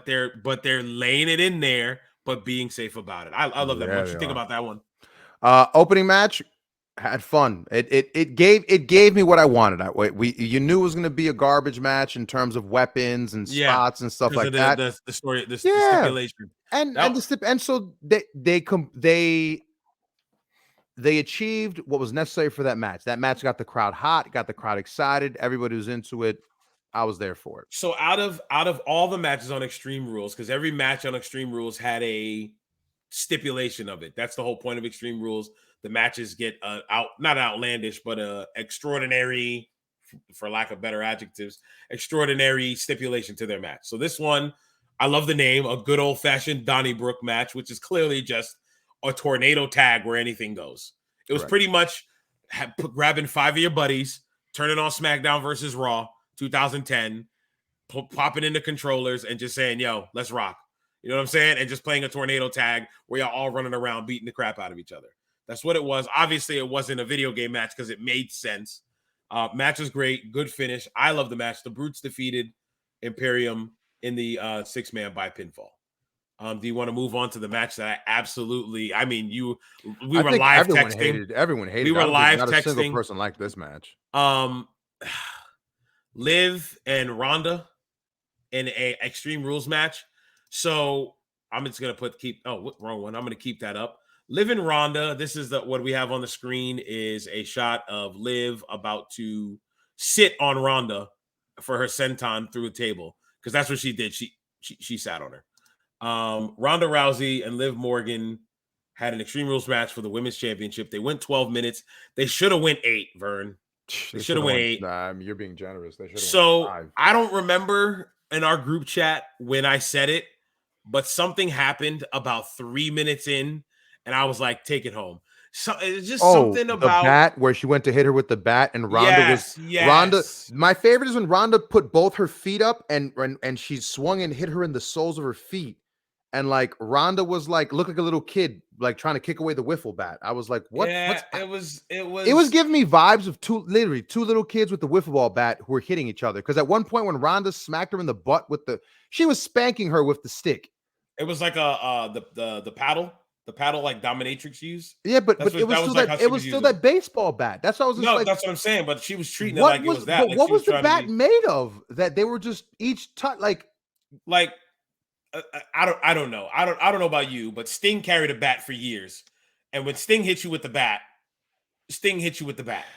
Okay? If you're going to use a bat as a gimmick in a match, please use it. If you're yeah. afraid to lay it in, don't use the bat. You can use Or the bat in different ways where or it hits better off yet, the yeah, post or something, or exactly. something where it looks legitimate. As soon I'm sitting there with my wife watching it, and my wife's like, "Oh my god, this looks awful." And I'm like, "You want to know why it looks awful, babe? It's because they're making it look fake. That's the problem. The Because minute they're trying to be safe. They're right, intentionally going overly. I'm going to swing the bat and slow down and tap you with it. you can't when your match is called an extreme rules Yeah, match. yeah. You can't. Ronda is a legitimate fighter. She's going to look tough. Liv Morgan, you need to bring the same kind of energy that Ronda's bringing in an extreme rules match. You got to the point where you looked like a softie. The story was you look like you couldn't hang with her. And you don't have that instinct to be extreme.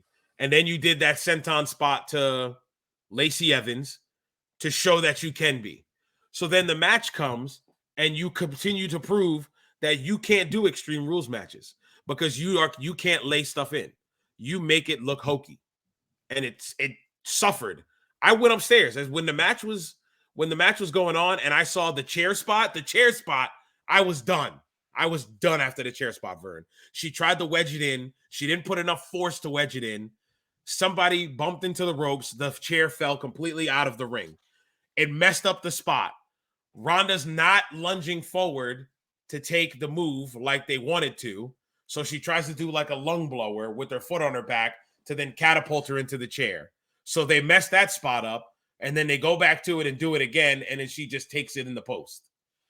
So it completely the suspension of disbelief gone. Take it home. What you say? What's Conrad say? What say you? What say you? I got nothing to add to that, man. You nailed it. My thing was just you swung a baseball bat 9 times within the first 2 minutes of the match. The baseball bat was swung 9 times, and the match was still another 9 minutes longer than Terrible. that. You know what I mean? Like you swung a bat more than twice in the same match, and like I told you, you could see where Ronda was like kicking the bat away. It was just silly. Like in wrestling, when it looks like you're just like you're flailing away, it's just like you're not in control of Yeah. your body. What are you doing? Like you're not. It's Mm-hmm. just when you look like you're out of control, then it tells me you're scared. You like something's going on that you're for whatever reason you're afraid this person's going to hurt you. So you're reacting like a kid. You're just kicking like that was the part for me that did it. When I saw her kick her 2 feet out to the bat and she was like reaching out with her hand, like I was all I was set. like, what is happening? I was But all yeah, set, bro. I couldn't no, get into it. If I can't get into it, I don't care. And you no. said to me, "Oh, you hate watch Liv Morgan matches." I I was giving it a chance. I said, I'm not. I will admit, I said to my wife, I said, "Babe, this is probably gonna be the worst match of the night." I said, "It's probably gonna be the worst match of the night." And even Shay in the group chat was like, "Come on, give it a chance." If anybody in our friend group is Tommy Dreamer, it's It's Shay. Shay. Because Shay is definitely Shay, Tommy Dreamer. everything is always like, Vern, you're Shay will so give. hard on it. Vern, you're You're so right. critical. Stop. Give it a chance. Yeah, give it a No, chance. And I'm always like, no, ugh. no. I gave it a chance. What did I say? I said I gave it a chance, and then they botched the chair spot, and I was all set. After that, I was just No. like, you know what? No, they've lost me with the bat. They lost me with the chair. Table spot was cool, and then in an Extreme Rules match, Ronda made her tap, But you're forgetting to include that she smiled while she was being tapped out. and she no sold the table to put her into the submission. So this picture that I'm But she showing, also used the table wedge to choke her with it. yes. So this spot here that she did, which is I'm starting to notice, and we'll talk about it in Bound for Glory as well. Hopefully, I'm starting to notice a lot of workers no sell stuff just to get to the next thing. I'm starting to notice it's happening more. Oh, Like what do you mean? The moves being finish done. when people go, time for the finish, 0 to 100.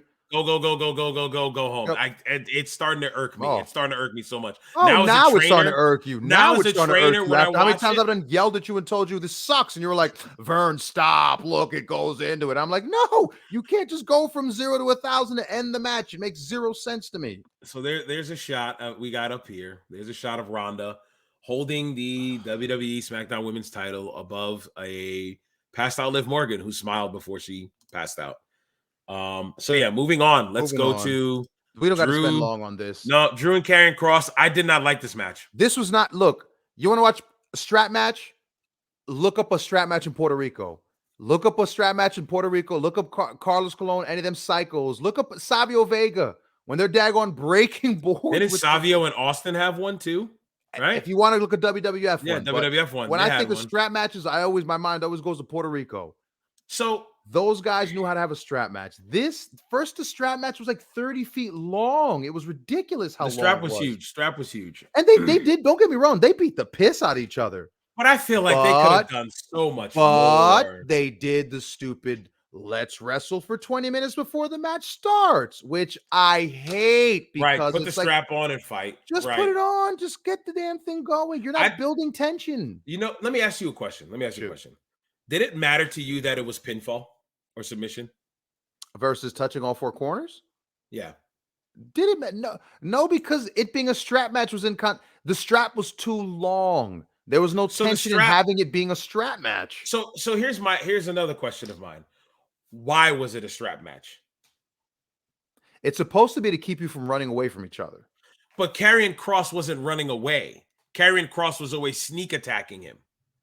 Why wasn't it a cage match? I have no idea. Okay. Keep him all in and be it a cage match. Keep started out, keep him in. Correct. I would have taken that. I would have taken that instead. Literally a strap match. You couldn't do a cage in this match, in this show. You couldn't. I know. You know why it was a strap match? Because Drew walked out with a strap that one SmackDown. Excuse me. Right. So it's like, I mean, like in this photo, these guys beat the life out of each other. They only went 10 minutes. It was a long 10 minutes. Can I tell you something that I was saying to my wife too while I was watching it? I'd rather you not. Why would you ask me? Of course. Karrion Kross in kick pads is weird. It's weird to me. His entire look, I'll put it back on the screen, trunks and then kick pads. I feel like you miss him in the skirt thing. Yeah, you want him in the skirt? The trunks is fine. Him in kick pads and wrestling shoes. Maybe it's just me being nitpicky. I feel like it kind of devalues him. I feel like if he on boots, makes him look like just like a regular guy. Like another guy. He looks like a guy who's gonna go out there like a Brian Cage. That's like a Brian Cage. Let's be honest. He looks like he works at the car dealership. His hair midway through the match. If Karrion Kross is bald tomorrow on SmackDown, somebody said something to him about his hair after that match. Oh, that was like it's not a good look. It doesn't look good. It didn't look good at all. I didn't like the match at all. I'm not a big fan of Karrion Kross either, but I gave this a chance because the writing was cool. It was there. How we kept TikTok, blah, blah, blah. The strap didn't make sense to me though. And then their match didn't make sense either. So the match was longer than 10 minutes because 10 minutes is bell to bell. Their segment was probably about 15. But yeah, Karrion Kross went over on Drew McIntyre via pinfall. Do you feel like it did anything for Kross? It set his wife up to have drowned Karrion Kross. I mean, having drowned Drew McIntyre and Mace. That finish. Can we just say something, right? Just for if you got that much police grade mace sprayed in your face, do you know what it would do to your skin and eyes? It would have been, his eyes would have been like this. First of all, his eyes would have been like this. And when I say this for people, I've got both of my fists up over my eyes for the audio listeners. It would be like this. I can't wait to watch the video version of this to see how this looks. Your eyes would be this puffy. And your skin would also be like melting because it's like red. That irritant would destroy you. Yeah, no. And so the fact that she was just like, and she was like standing over him, like, I'm like, yo, What do you like? Relax. You sold it. You sold it. Like, you're good. It reminded me of College Game Day. Remember when the riot police have the big drum size mace cans? It reminded me of that when they're just like they're just spraying in the crowd. But she was like, "I'm just gonna spray this one person in the face." Oh my God! That was the part that I'm just like, oh, come on. It's you messed this up. Yep. It was just, I don't know. 2 for 2 though on her. They're 0 for 2 with her in the finish. Yes, Scarlett, they're 0 for 2 with having her get involved and try to do the fire in the mace. Tough. Moving on. Let's go to Bianca and Bailey. Had a ladder match. This is the only photo I got of it. Yeah. What did you think of this ladder match? For the Raw Women's Championship, Bianca defeated Bailey. So apparently it's the first ever women's ladder match or something. First ever women's one-on-one ladder matches. They've had Money in the Bank matches. Okay. That's what I thought. The first ever women's ladder match. That was for the WWE Raw Women's Championship. So and I was trying to think back. I'm like, man, never Charlotte, never Sasha, never Becky. No. This is the first one. This. I think the crowd got up. Like, this helped bring the crowd back to their feet. Like, this helped bring the crowd back. Yep. Is it going to be in my top 5, top 10, top 20 for ladder matches? No. It was just a ladder match in the show. For the first time 2 women go one-on-one, like, grading on that, it was a fine ladder match. No one got killed. No one did anything egregiously bad. No one did anything where I was like the spot where Bailey was supposed to fall off the ladder, you saw her climb back down. She went down and went back some. Yeah, she went back some. You know what? And part of me was like, oh, but then I was like, you know what though? She got bad knees. She ain't dumb. She was like, I'm not gonna take this damn bump and ruin one of my knees. So I was like, you know what? I'm with it. I'm mad there. At it. What did you think of the finish? That's what I want to ask. I still don't get it. I get the finish in terms of her winning. I just don't understand, why did Bailey decide to hold a ladder and not let it go?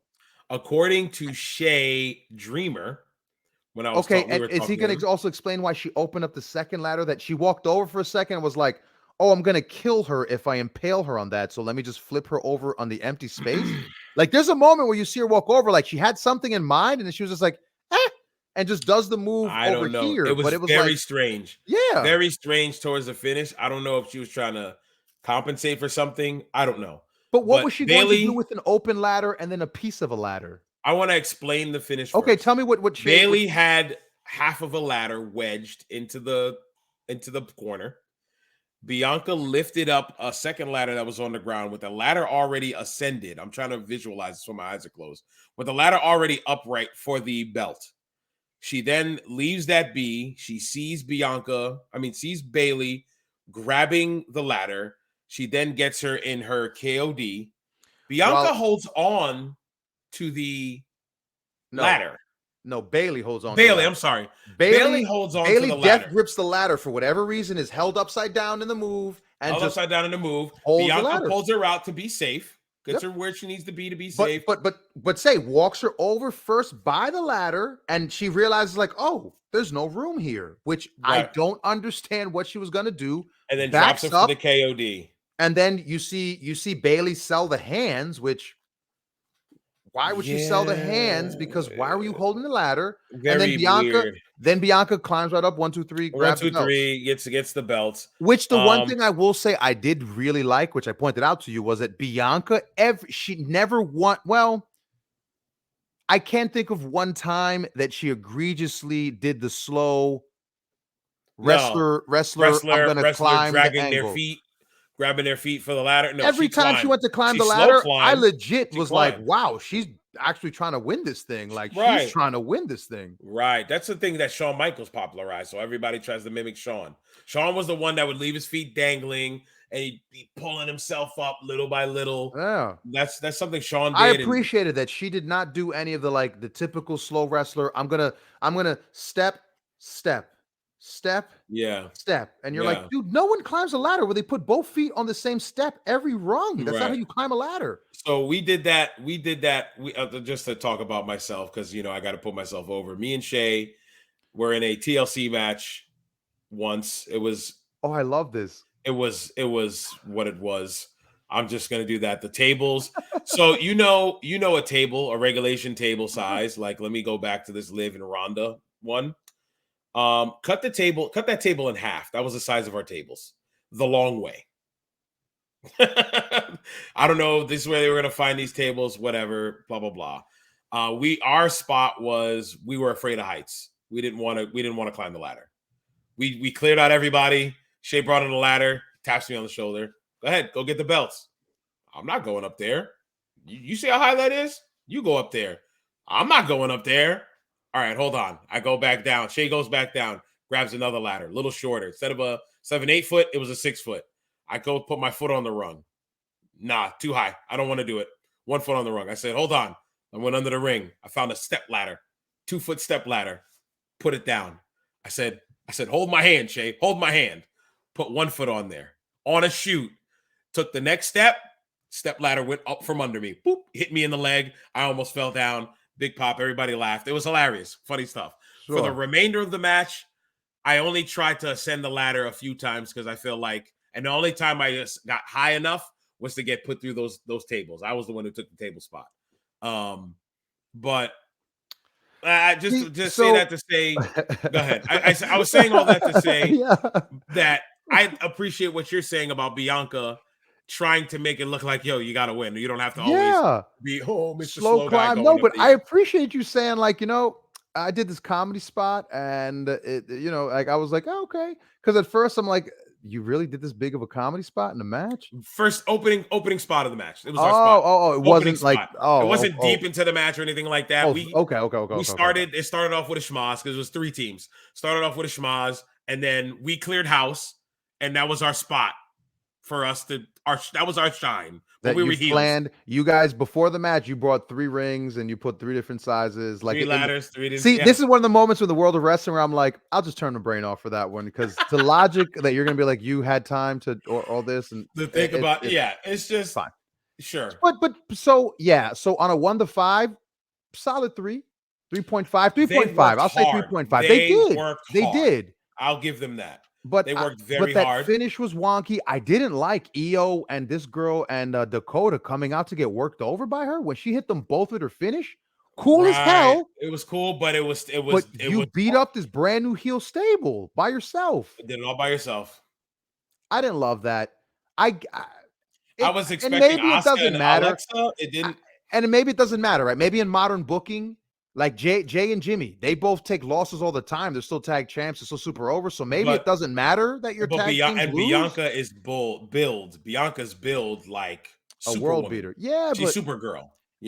Should she still have beat up both the tag champs and a prospective challenger in the same match with relative ease? I would rather her have done it out of nowhere or desperation. Like she found herself in that situation and got to then hoist them up there. This other one was kind of like, all right, I got you. I'm going to come over to you. And it was scary because she almost didn't get them both. But when she did it, she flipped them. She tried to walk them out. And Bianca's a strong girl. She's a strong girl. And she got him over. I was like, wow. But like, it's just like, okay, we're kind of overdoing it. Sometimes you just need to keep it simple. And that would have helped. Yeah, and then the finish with the ladder on her chest. Shay Dreamer, what I was going to say, was saying, oh, have you ever been in a desperate situation where you're just trying to grab onto anything? And I'm like, yeah, but she already had a hold of it before she was grabbed. So why would and I'm like, and now you're clutched here. Okay, so I'm in the air. You can see my green screen now exposing it. I'm in the air holding a ladder, guys. Whoever's on audio, I'm laying back in my chair. I'm holding the ladder like this. I'm in the air hoisted. Why didn't I just go, or just try to go, or I'm going to hit her with it, or I'm going to try and hit her with it. Just let it go. Let it go. Flip it over. It's on her back and just go. I would have liked her Bailey letting it go and then getting KO'd onto the ladder. I would have taken that. Finish. Go home. That is what I said. That's what I said to my friend. I was talking to somebody about it, and I thought, I wonder if that was supposed to be the finish. She was supposed to drop it, and then Bianca was going to hit her over, and it was almost like, oh, like she dropped it, and like if she'd have dropped it, Bianca would have walked her out, bam, turned around, bang, on top of her. Sells her gut. Oh my God, sells her legs, sells her knees, holds her gut, rolls out, falls to the then it would have made sense. But her selling her hands and like, remember, Bailey was like, and jumped out holding her hands. It was like, what? All set. Let's move on. Let's So go we got to 2 minutes. We got 2 minutes for the 2 hour No, we mark. don't. We're Yeah, going past it.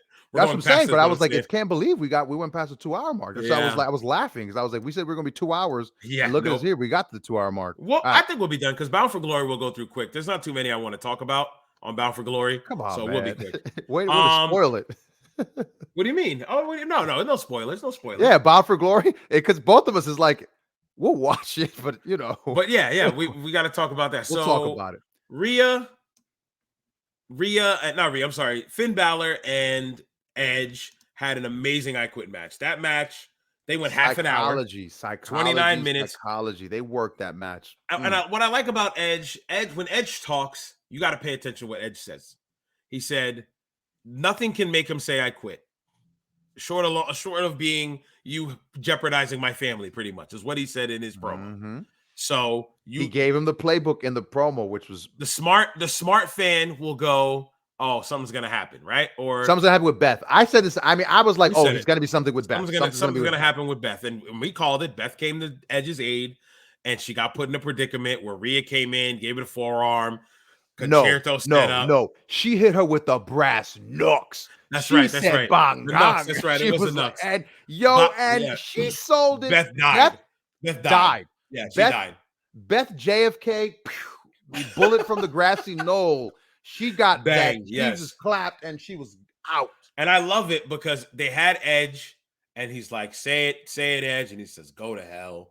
So then they start doing the chair, and you can see the concern on Edge's face. Edge, remember that picture we had last week or 2 weeks ago where the fire, you can now see the concern in his face. Edge's facials always since Edge and Christian, E&C, when they were doing comedy stuff, they understood using their face to sell things is how they're going to get over. He sold that at the end where he was just like, I quit. Like, he didn't go like, okay, stop it, I quit. He wasn't crying. He was just concerned. I quit. Like you weren't going to make me quit until you put my wife in danger. And then they proceeded to hit Beth with the chair anyway, while they were still holding him. I mean, look at his face here, bro. But what did Rhea say? What did you got to say? I don't remember. What did Rhea say? Rhea says to him, you taught us better.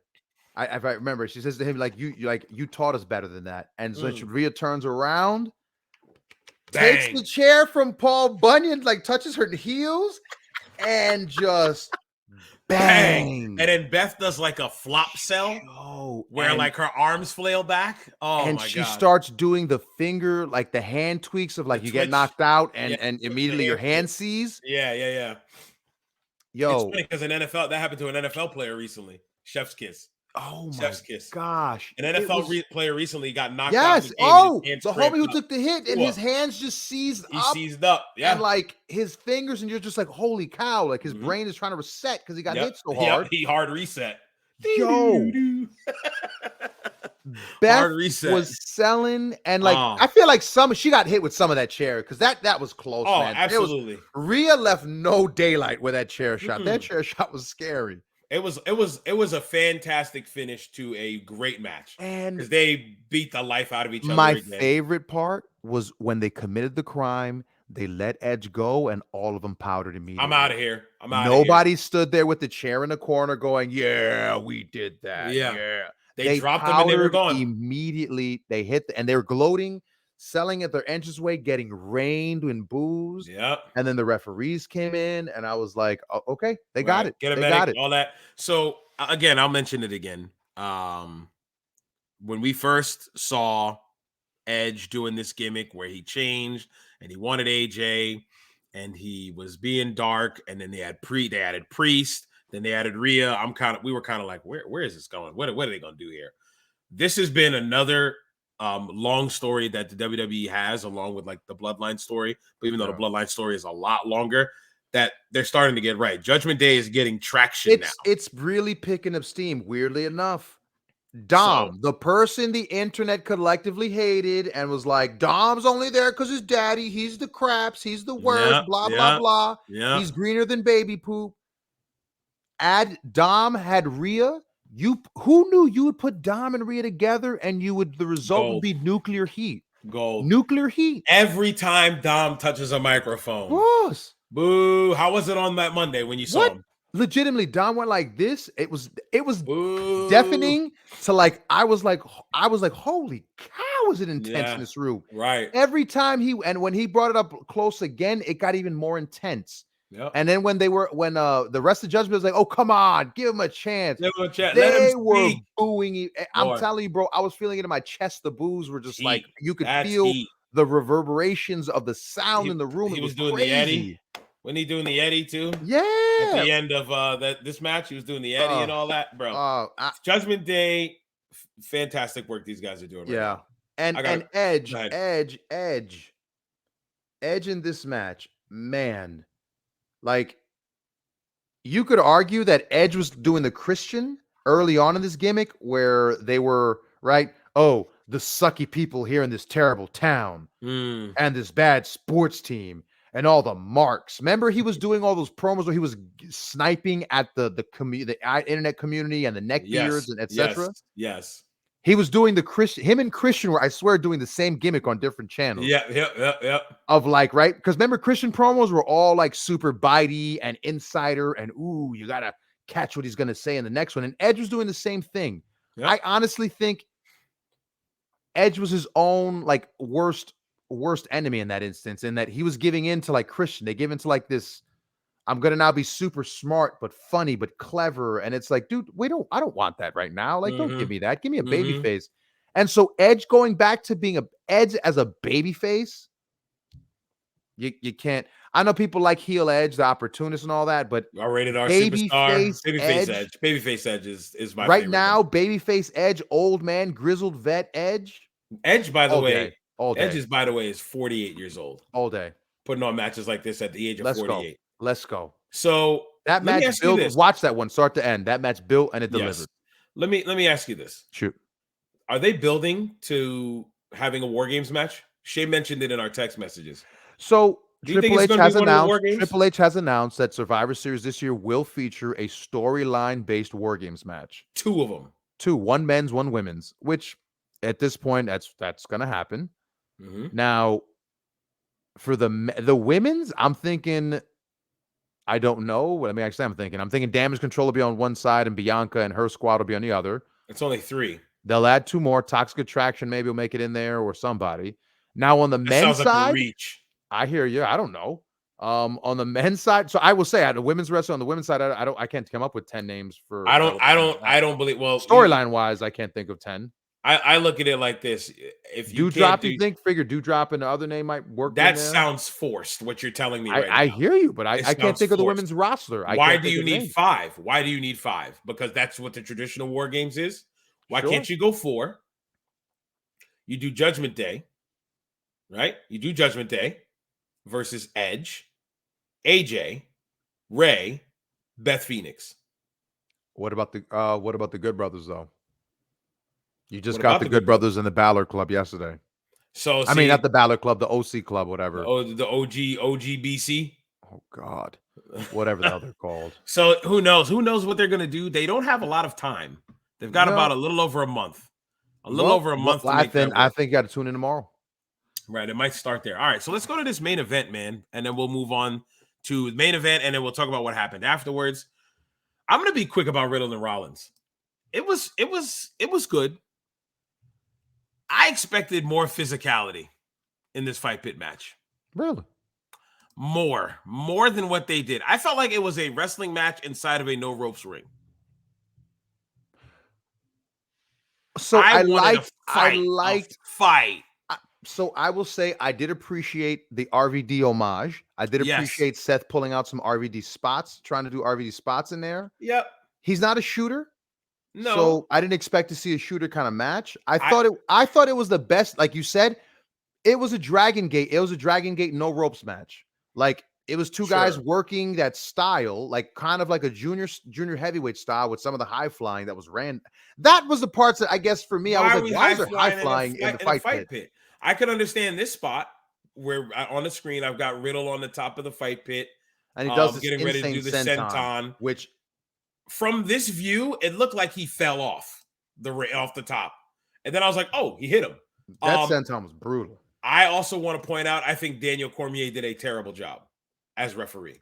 Really? I think he did a terrible job. That's funny. I've read a lot of people give him praise. A lot of I people think he praised did it it. and I thought think that he did an awful he job. did a great. That he was like he made it look legit. That's fun. You're the first person I heard didn't like it. I think he I'm made it look shocked. hokey in places. I believe so. Wow. I cannot remember off the All top the of my head right chatter. now. So all the internet chatter I've read and all the reviews I've heard from the different various voices throughout the community, you're the first person I've heard say that. Everyone has been really positive about him and said that like he really added the real sports feel. The finish. Remember the finish? He took the submission hold off before he called for the bell. He forced the break of the hold like you would in an MMA fight. Right. And when he Of picked the course. guy up and he established it, all I heard was you're the first. I'm serious. Dude, you're the first person I heard to say you didn't like it. I Wow. was watching Cormier and his positioning, obviously because he doesn't really know what he's doing. The way he just seemed to like stick out like a sore thumb to me. And I feel like referees, I don't care if you're a special guest or not, you're not the attraction. I don't care what you say. The guys in the ring that have been telling the story for weeks are the attraction. Yeah, you are just a piece of the story they're trying to tell. I feel like I cannot remember off the top of my head, but when I sat there and I was watching, I said, "Man, Cormier's doing a bad job." Like I don't think Cormier's doing good. You think he wasn't going to form a revolution? So Matt Riddle defeated Seth Rollins in the Fight Pit match in 16 minutes and 35 seconds. Riddle got his hand raised at the end of the ramp. Yeah. And then finally picked up his win back. And everything went dark. Oh, you could talk about this. I still don't get this. Go ahead. Everything went dark. I'm gonna paraphrase. Everything went dark, and then you heard he's got the whole world in his hands, and the people went crazy. People went crazy when the lights went out. Do you know that's a real song? Yes. No, like that recording is actually like an actual single. That's not Bray Wyatt singing. That wasn't him singing. See, you did the same thing I did. It's an actual artist. That's an actual artist song. Oh. But he's got the whole world in his hands. It's an old song. It's an old song. Voice, I was like, that wasn't not him. That sounded like Bray. It's an artist. It's just some Are you sure somebody trolled you in the basement? They send you a link? Go ahead. I got you. I'll pull it up. Okay. I'm just wondering. I'm like, that sounded like Bray. I'll pull it up. But you heard that he got the whole world in his hands. They had various shots throughout the arena of the characters from his Firefly Funhouse, including the Fiend character that was down by the barricade. People popped crazy when they saw the Fiend character. Then it shot to a TV that showed scrambled video. I thought I was 13 again, watching channel 70. You know what I mean when I say that, brother. Only New Yorkers know what channel 70 is. Only real ones know. Real ones know what channel 70 is. And then there was a spot where they had a door with a light behind it. The door opened up, and out walked this man. Vern, look at your screen. Out walked this man. I get a V for Vendetta mask kind of look when I look at this. It doesn't look like what's that new movie on Peacock? Black Phone. Yes. Yep. Black Phone-ish. I haven't seen that movie. Maybe that character is a little inspired by that because of the mask. I feel like you could have done like if you were doing the whole White Rabbit thing. I've seen pictures of like people with these rabbit masks that look horrifying. And I thought, okay, maybe he's going to go that route. But I have no idea. With Bray Wyatt, I have no idea what route he's going until he gets there. When I first saw Firefly Funhouse, I was like, what the hell? And Shay Dreamer goes, just give it a chance. Give it a chance. I said, you know what? I'll give it a chance, Shay. I'll give it a chance. And week after week, it got better and better. So what do you think about the whole Bray Wyatt debut? Unfortunately, I'm going to have to give it a chance. Okay. It hasn't been much. I'll say that. So I did not care for the Fiend. I don't care for like that like style of wrestling, that style of character. Supernatural. It doesn't call my attention. And then at one point, and the reason being because how do you stop that character? There's no way to burn him alive. Anyway, so I'm gonna give it a chance. I know. They burned him alive. So I'm gonna give it a chance. They literally killed him on TV. They burned him alive. I promise. And then he came back burnt. He I don't came I back don't to work. understand the gimmick. I didn't watch any of it, so I'm not gonna pretend to get it. Like I read all the theories and I'm just like, okay. All that nonsense. I mean, the whole QR code thing was a clever way of doing it. It's a modern way of doing vignettes for your character. So I like that. When you had to follow a TikTok and TikTok said, come with me, and had a white rabbit and he gave you these encryption codes or whatever. Cool stuff. Cool stuff. Very modern, creative. One thing that I've learned with Bray, everything he does, he always seems to have some kind of creative, like different spin on things. It's not anything that you've seen before. But Okay. yeah, we gotta wait and see. It's too early right now. Yeah. But yeah, So glad to see that he's I'm of back. the wait and see camp because I don't know enough about the guy to give an honest opinion whether I Sure, loved or hate him. sure. And I don't want to just go, "Well, I didn't get the entrance, so because I don't understand it, I hate it. Yeah, Yeah. yeah, So yeah. All right, you think we can do Bound for Glory in 15 minutes so we can take it home at 2.5? we can do Bound for Glory. But all Don't right. do that. Don't do First, that. Don't do first that. of Don't all, do that. Don't let's do say that. this. Let's say this. There's a reason. So you maybe ask yourself, why are we Why are ending we the talking about show Impact Bound for Wrestling? Glory and Impact? Right, correct. This is not a joke. This is not something. So this past week, Lance Storm put out a tweet. And Lance Storm basically said if you were to give Impact 1 month, he guarantees you'd walk away a fan because it's the best wrestling that no one pays attention to. As Bully Ray was saying, I played for you before. Yeah, Bully Ray talked about if a tree falls in the forest, does anyone hear it? right. And he really feels that, right? Impact Impact doesn't is get a the fair shake doesn't get a because fair they don't shake, they don't have that reach that reach, as but a it's USA wrestling channel or a that TNT channel. deserves that eye. Okay. So when I saw this tweet, I contacted Frank Champion and said, Frank Champion, this is Vernon Somoza. Because he didn't know who I was. And and You lost your train of thought. Frank Champion, this is Vernon Somoza because you didn't know who I was. Talk about Impact Wrestling. thank you. And I was like, yo, Lance Storm put out this tweet. I think we should take this challenge because I don't watch Impact. Me I neither. catch episodes here and there, or Glimpses. if a friend is on, or if one of our buddies tells us they're working it, we'll Correct. watch the show. But Correct. overall, I wouldn't go out of my way for Impact. Mm-hmm. But being that Lance Storm is someone that we grew up watching, we respect the his hell out opinion of. on the business. Yep. We've heard his takes on stuff. We figured, all right, if Lance Storm, who is not Tommy Dreamer, will say this, I'll take Lance Storm's word of it over Tommy Because Dreamer. Tommy puts it over all the time, but of course he works for them. And so does Lance. Lance works for them as Lance well. does work for them too. That's right. But He Lance was a part of that Hall of Fame thing. didn't jock ride it the entire time at nauseum. Correct. And it's just like, it's the best thing you've never seen. It's literally the greatest wrestling ever. Have you ever Right. seen Insert Wrestler X? They would make Harley Race tap. Yeah. And it's just like, what? What are you saying right now? Stop it. So all that. So after we discussed it, we decided, okay, let's do it. But Frank Champion points out, hey man, we should probably watch Bound for Glory because that is their wrap-up show. That is the show that will end the angles and start new angles. That's right. So if anything, if they're going to stop here and start anew, let's start anew with them. That was my theory. And we're gonna watch, and so this should be the biggest show of the year, the biggest surprises, biggest pops, biggest everything. Yep. Frank Champion, we got less than 15 minutes. We got 12 minutes. Take it away, sir. So I'm gonna go through the results. Yes. Real quick. Brian Myers and Dirty Dango, the debuting Dirty Dango on the pre-show, had a singles match for the Impact Digital Media Championship. Brian Myers picked up the win in 7 minutes. We're not going to comment. I'm just going to run through it quick. Yep, go ahead. Then Raven came out and was inducted. I'm sorry, Tommy Dreamer came out and was he the one? What's they call that? Yeah, inducted. He inducted Raven. He inducted Raven into the Hall of Fame. Raven was a nervous wreck. It was funny. It was funny. I loved it. It was charming. It was charming. Very charming. Thinking of the Raven videos that we watched, it was charming to see him have that same what do you do with a smart guy who acts the way? You become a wrestler. Yeah, right. That same weird humor of his that you're just like, weirdo. Yep. It was very good. But again, it was fun. He DDT Tommy Dreamer at the end. Funny stuff. Which Tommy says he hurt his knee. Of course. Because he did it on the ramp, you fool. First match of the night I'm not gonna comment on it. Frankie Kazarian defeated Mike Bailey by submission for the Impact X Division Championship in 12 minutes and 30 seconds. Mickey James defeated Mia Yim by pinfall in a career-threatening match. Mickey James has a stipulation: if she loses any match, her career is done. Very Ric Flair. Every match is a career match for her. Yeah, 10 minutes, 56 seconds. She defeated him. The tag team title match for the Impact Knockouts World Tag Title.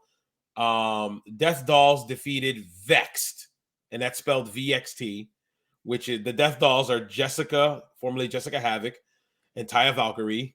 How else do we know her? I don't remember her other name. Taya Valkyrie was Frankie Monet. Frankie Monet. I would say, what was her name? La Loca something. Yeah. Yeah, that was her other joint in NXT. NXT, no, Lucha Underground. I thought her name was the Loca thing. Oh, okay. That was a AAA, no? I don't remember. Against Vexed, which is Chelsea Green and Deonna Purrazzo. VXT. Yeah, that match was 7 minutes and 23 seconds. So then they piggybacked it with another tag team match with the Kingdom defending their tag team titles. They were successful defending against the Motor City Machine Guns in 16 minutes and 40 seconds. Then Bully Ray won the 20-person intergender Call Your Shot gauntlet. That took 29 minutes and 18 seconds. Bully Ray won by beating Macklin by pinfall after hitting the Bully Bomb. Jordan Grace and Masha Slamovich went one-on-one for the Impact Knockouts World Championship. They went 16 minutes, and Jordan Grace won that one. And the main event was Josh Alexander defeating Eddie Edwards by pinfall after 28 minutes for the Impact World Championship. I'm going to start real quick from the top. Dirty Dango debuting on a pre-show is crazy. The fact that he was a debut and they just said, yeah, let's stick him on the pre-show. Weird booking. Placement of these matches were also weird. Why would you have back-to-back tag team matches? Very odd. I don't know why you would do that. If it was me, I would have put the Death Dolls 3 after Kazarian and Bailey. So that would have been the second match of the night because that was the lull in their card. Put Mickey and Mia in the crowd. Then you would have put the Kingdom out there. You got to wedge something in between two tag matches. It's just very odd. Very odd booking. I don't know if something might have happened where they had to make an audible. You never know in the back. Card subject to change, but it is what it is. So yeah, Kaz and Speedball wasn't expecting these two. I wasn't expecting these two to have the kind of match they had. I didn't. Kazarian, again, another guy I'm not really been a fan of. I liked Kazarian when he was with Christopher Daniels, and that's really it. When they were Bad Influence, it's the only time I like Kazarian. Kazarian's a good wrestler, but that's it about Kazarian. He's a good wrestler. The guy does moves. He knows where to be. Like, he's a hand. He's a good hand. Good hand. Great hand. Personality of an onion. No, I couldn't say that because onions have many layers. Personality of a pomegranate. Yeah.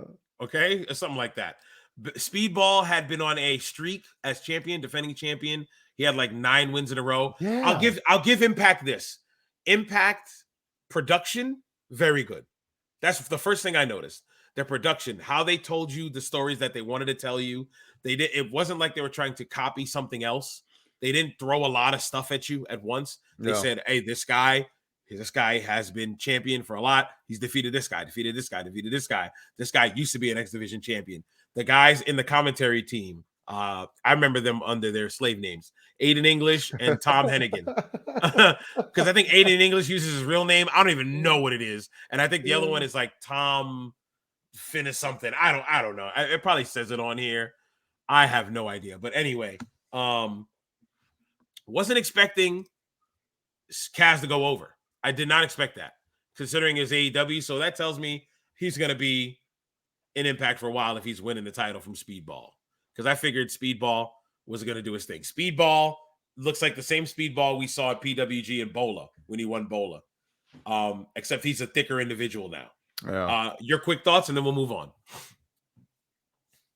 Because Aaron and him, it's fine.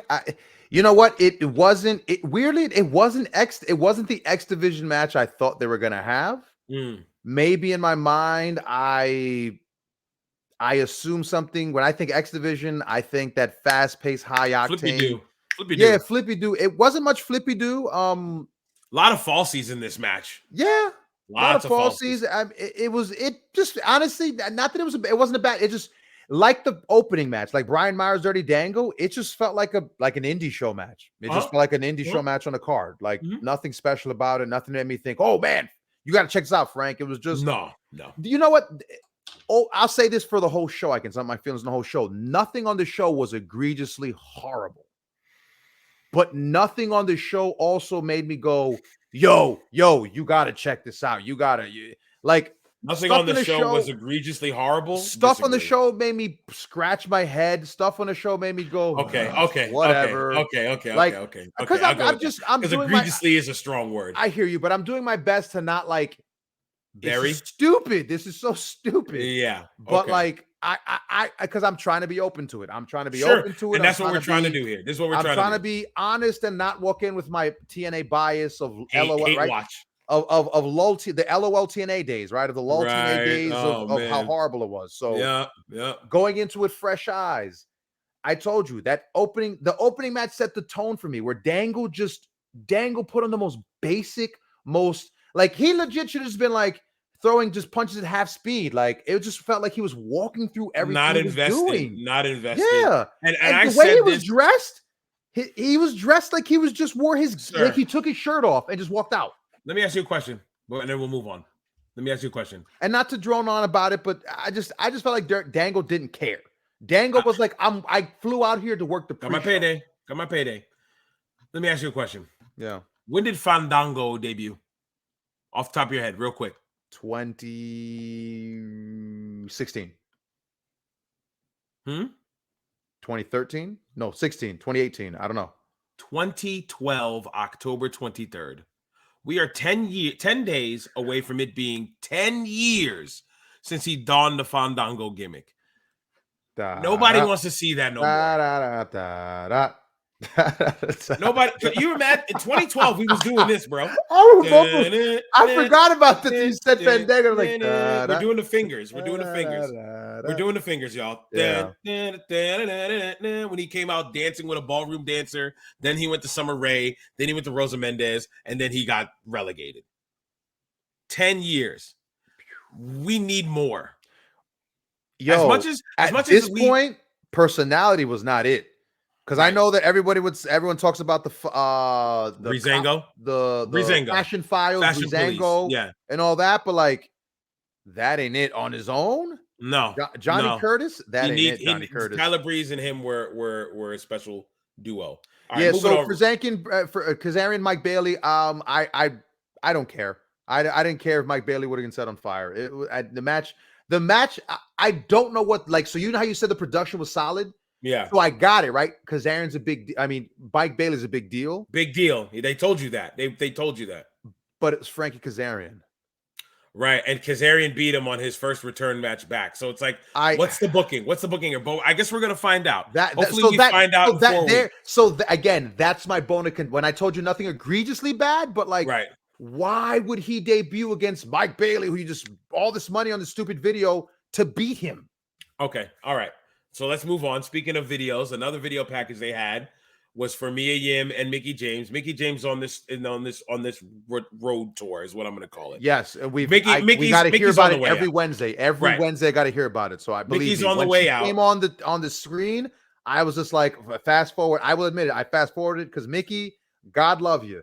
I can't. So you didn't watch Mickie and Mia. I skipped through it. I'm sorry. You shouldn't have. They had a good match. They had a good match. Yes. I'll go back and watch it. Because Mia Yim is a good worker. Okay. Mia Yim's I'll go back and watch it. Again, I told you the production. Mia Yim's entrance is kind of cool. I like it. She comes out with all these people. Well, she's got the mask on. Yeah, she's done with Impact. She had on all these people had like the Purge masks on. She comes out with her own little bandana and whatnot. But it looked cool. It looked cool for her. Mickie came out hardcore country. You know what I mean? It was hard. Listen to me. They said Mickie James. I just went skip. You shouldn't have. I didn't even listen to Hardcore Country because I was just like, I can't. Because every time I got to hear someone put over Mickie, I love Hardcore Country. You should do a song with Garth Brooks, Mickie. Stop. You were listening to too much. Busted Open. This was a climactic part of the match where she should have finished her, and Mickie had grabbed onto the ropes. It was that deal. They had a match. If I were you, I will watch it. I'll go back and watch it. Because I feel like in these 4 weeks, the Mickie story is going to be important during this thing. So I figured, yeah. So you said nothing egregiously bad, and I disagreed. The Death Dolls defeating Vex. And you know me, I love Deonna Purrazzo. This match was terrible.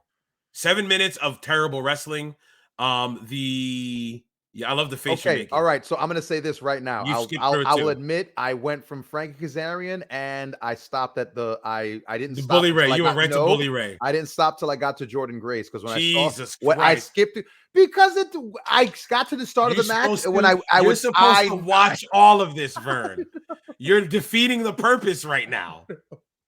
but when I saw it was Mickey James and Mia Yim, I said no thanks. You When I shouldn't have saw skipped Death it. Dolls and Death VXT, Doll. I said Even the no production for thanks. this didn't make sense to me When I because saw the Kingdom, I said no thanks. okay, It okay. was a 20-person battle royal. No thanks. Oh my Jordan god. Grace and Masha. Okay. Okay. Woo! So Let's so go. so I'm gonna go to the gauntlet then. I'm not gonna bother with the 2 tag matches. I think the 2 tag matches were the worst matches on the card. I didn't care for the Kingdom against Motor City. I did not care for Death Dolls and Vexed. I feel like those were just For our next show, I will amend this review and I will go back and watch the 3 matches I I missed on the watched it in card. full. I watched all 3.5 hours, Vern. You masochist. All right, I will go back. I feel bad for you. I read it. I just read the results after I was done with the Oh, show what because a jerk. I What a did, but I did jerk. watch the first 2, 3, and the last 2 matches. I did sit through the technically over an hour's worth of You're wrestling. cheating already. We just started this I Impact know, but Wrestling journey, and uh, you're already cheating, bro. a Go back 20 and watch it oh my god. All before right, dang it. today, before All this right. night I will show. today. You need to I watch could I'll text matches you today and 3 say, "Yo, through I watched it." 6. You got You it. gotta watch. You have I'll 4 watch it matches to today. watch. Okay. Yeah, the tag matches were terrible. The Rumble, they call it the Gauntlet. It was what it was. Bully Ray won it. It was weird He having Bully debuted Ray and he won debut and won. and he He beat wins. Steve Macklin in Imagine 2 minutes. Imagine debuting for the WWE in your Money in the Bank match and winning at Money in the Bank, re-debuting, and you haven't been known for. Well, I guess they did that with Brock Lesnar. But Brock just showed up, F5'd a couple people, and took the briefcase. I guess. But that was more of a moment. This was like, you entered the Rumble at 14, and you stuck there for a while. You were the final 4, final 2, and then you had a wrestling match. And you beat him in 2 minutes. Yeah, no, it's not the same. Not the same. Brock was more of a moment. It was like a big moment while it was all about Bully. And it's just like, okay, moving on. Jordan Grace and Is this Masha a vanity Slamovich. run? Is this a vanity run? For this guy, he looks great, by the way. Bully looks great. Amazing. We listened to him put himself on the radio. I'm the best shape of my Capzilla. life. He looks Capzilla. great. He looks great. Okay. He looks amazing. Are we gonna have to endure a vanity run? I don't think we're even going to see this in these next 4 weeks. We're watching this. I don't think Bully. I might be wrong. Bully might show up tonight. I might be wrong, but I don't think we're even going to get any dialogue or any more.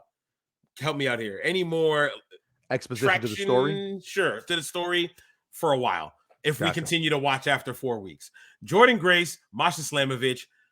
Damn, what a match!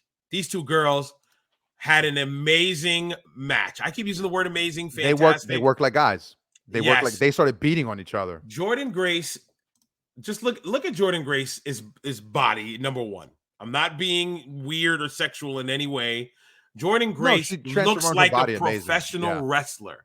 She's jacked to the gills. When she strikes, it looks like it hurts. What did I say about Liv and Ronda? I checked out because it looked fake, right? That's what I said. Jordan Grace and Masha Slamovich looked like 2 girls that were having a legitimate fight. Very Sheamus and Gunther like. The one thing I didn't like in their match was the chop for chop nonsense. Their positioning was weird and off. There was too many, but nonetheless, it didn't take away from the match. Yeah, like missed spots in the Liv and Ronda match took away stuff from that match. This match, that chop fest, it really didn't, because those girls beat the piss out of each other, beat the life out of each other. Lots of falsies in this one. Jordan Grace wound up picking up the Vic.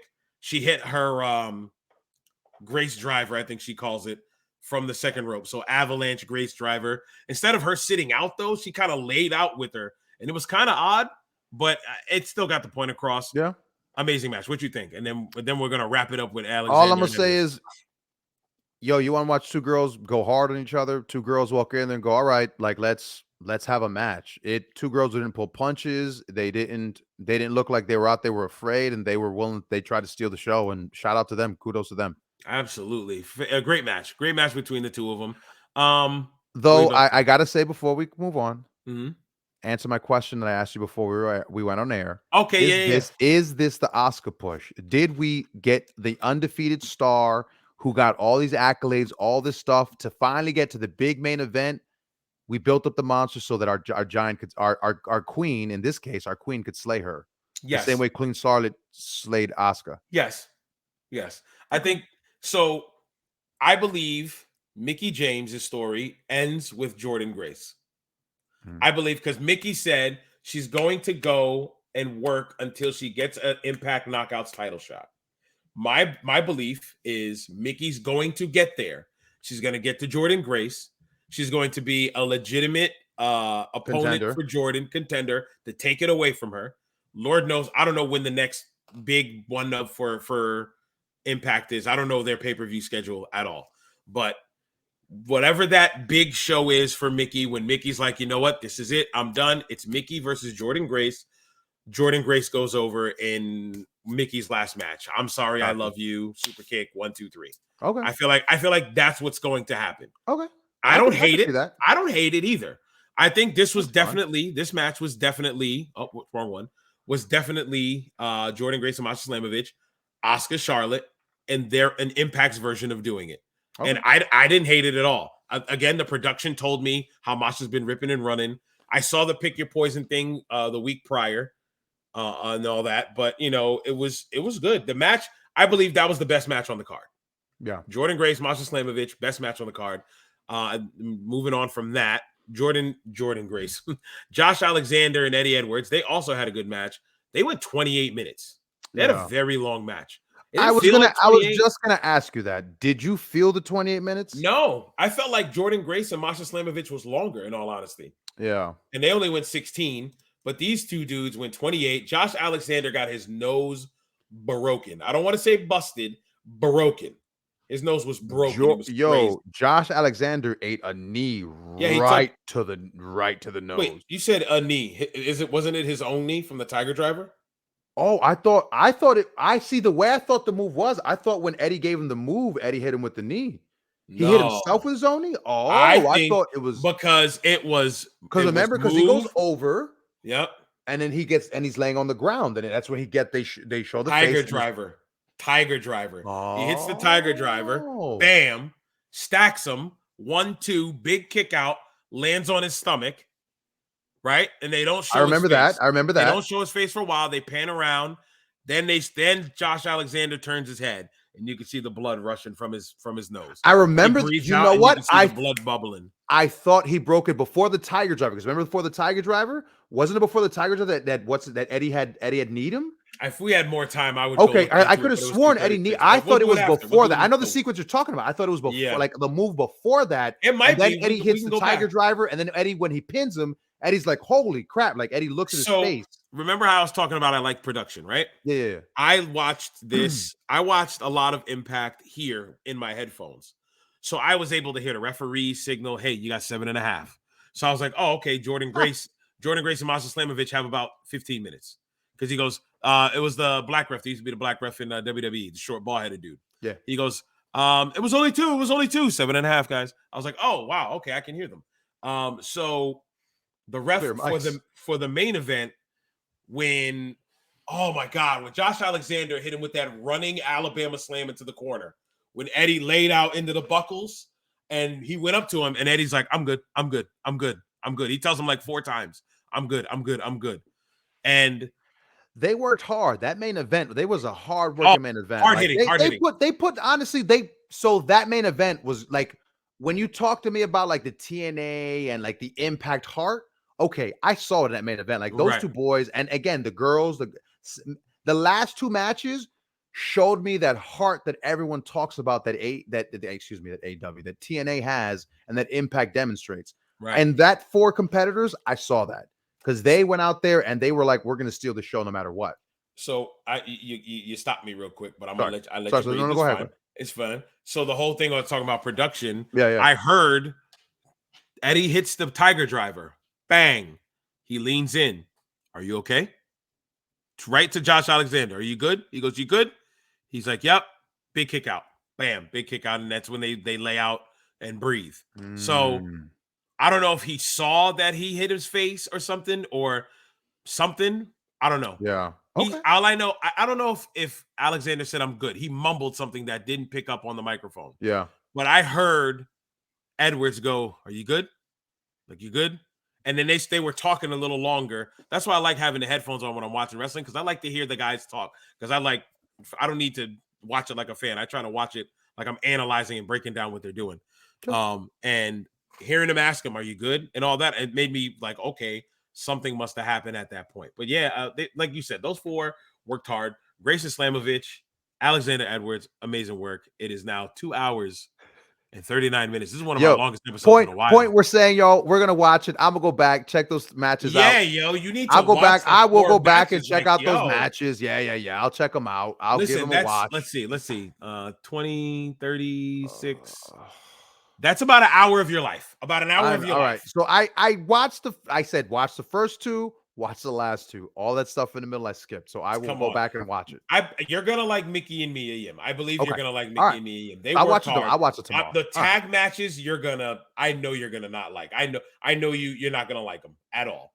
Okay. And then the gauntlet, you're just gonna have to sit for 30 minutes. So have fun with that. Yeah. All right. So pencil's been waving. We went over our time, kind of like that gauntlet match did for Impact. Oh my god. Yo, when I was skipping through it, that's how I saw that spot, the ECW spot. Because that's when I asked you, and I was asking, I was like, yo, yes. Remember when I asked you, I was like, yo, so what was the whole spot? Because I was skipping through and I saw it, they threw them out. Like, what was the, and I just didn't care. That's all it was. Setup. Oh, there was no setup to it? Bully and Tommy were, I don't, you know what? I'm not going to ruin it for you. Yeah, I'm not gonna ruin it don't for tell you. me. I'll watch it. I'm going to let you watch it. Bully and Tommy were the first two to come out. Then Rhino, Swinger was already in. Okay. And this was the end result of that entire spot for them. Copy. Okay. So that's all I'm gonna say for that. Right, man, wrap us up. Guitars playing. We gotta get out of here. We went 240. We usually never try to go this long, but hey, we had to talk about Bound for Glory. We had to do it. So with all of that being said, let me see if I pointed the right way. For Vernon Somoza, touch my tip. No, come on, other way. For Vernon Somoza, I am Frank Champion. This has been the Pay Window Podcast on the Sandbox Podcast Network. Shout out to y'all. I am me. He is him. We are they. Say peace, Vern. Peace, Vern. And we're out of here. 240. Jeez.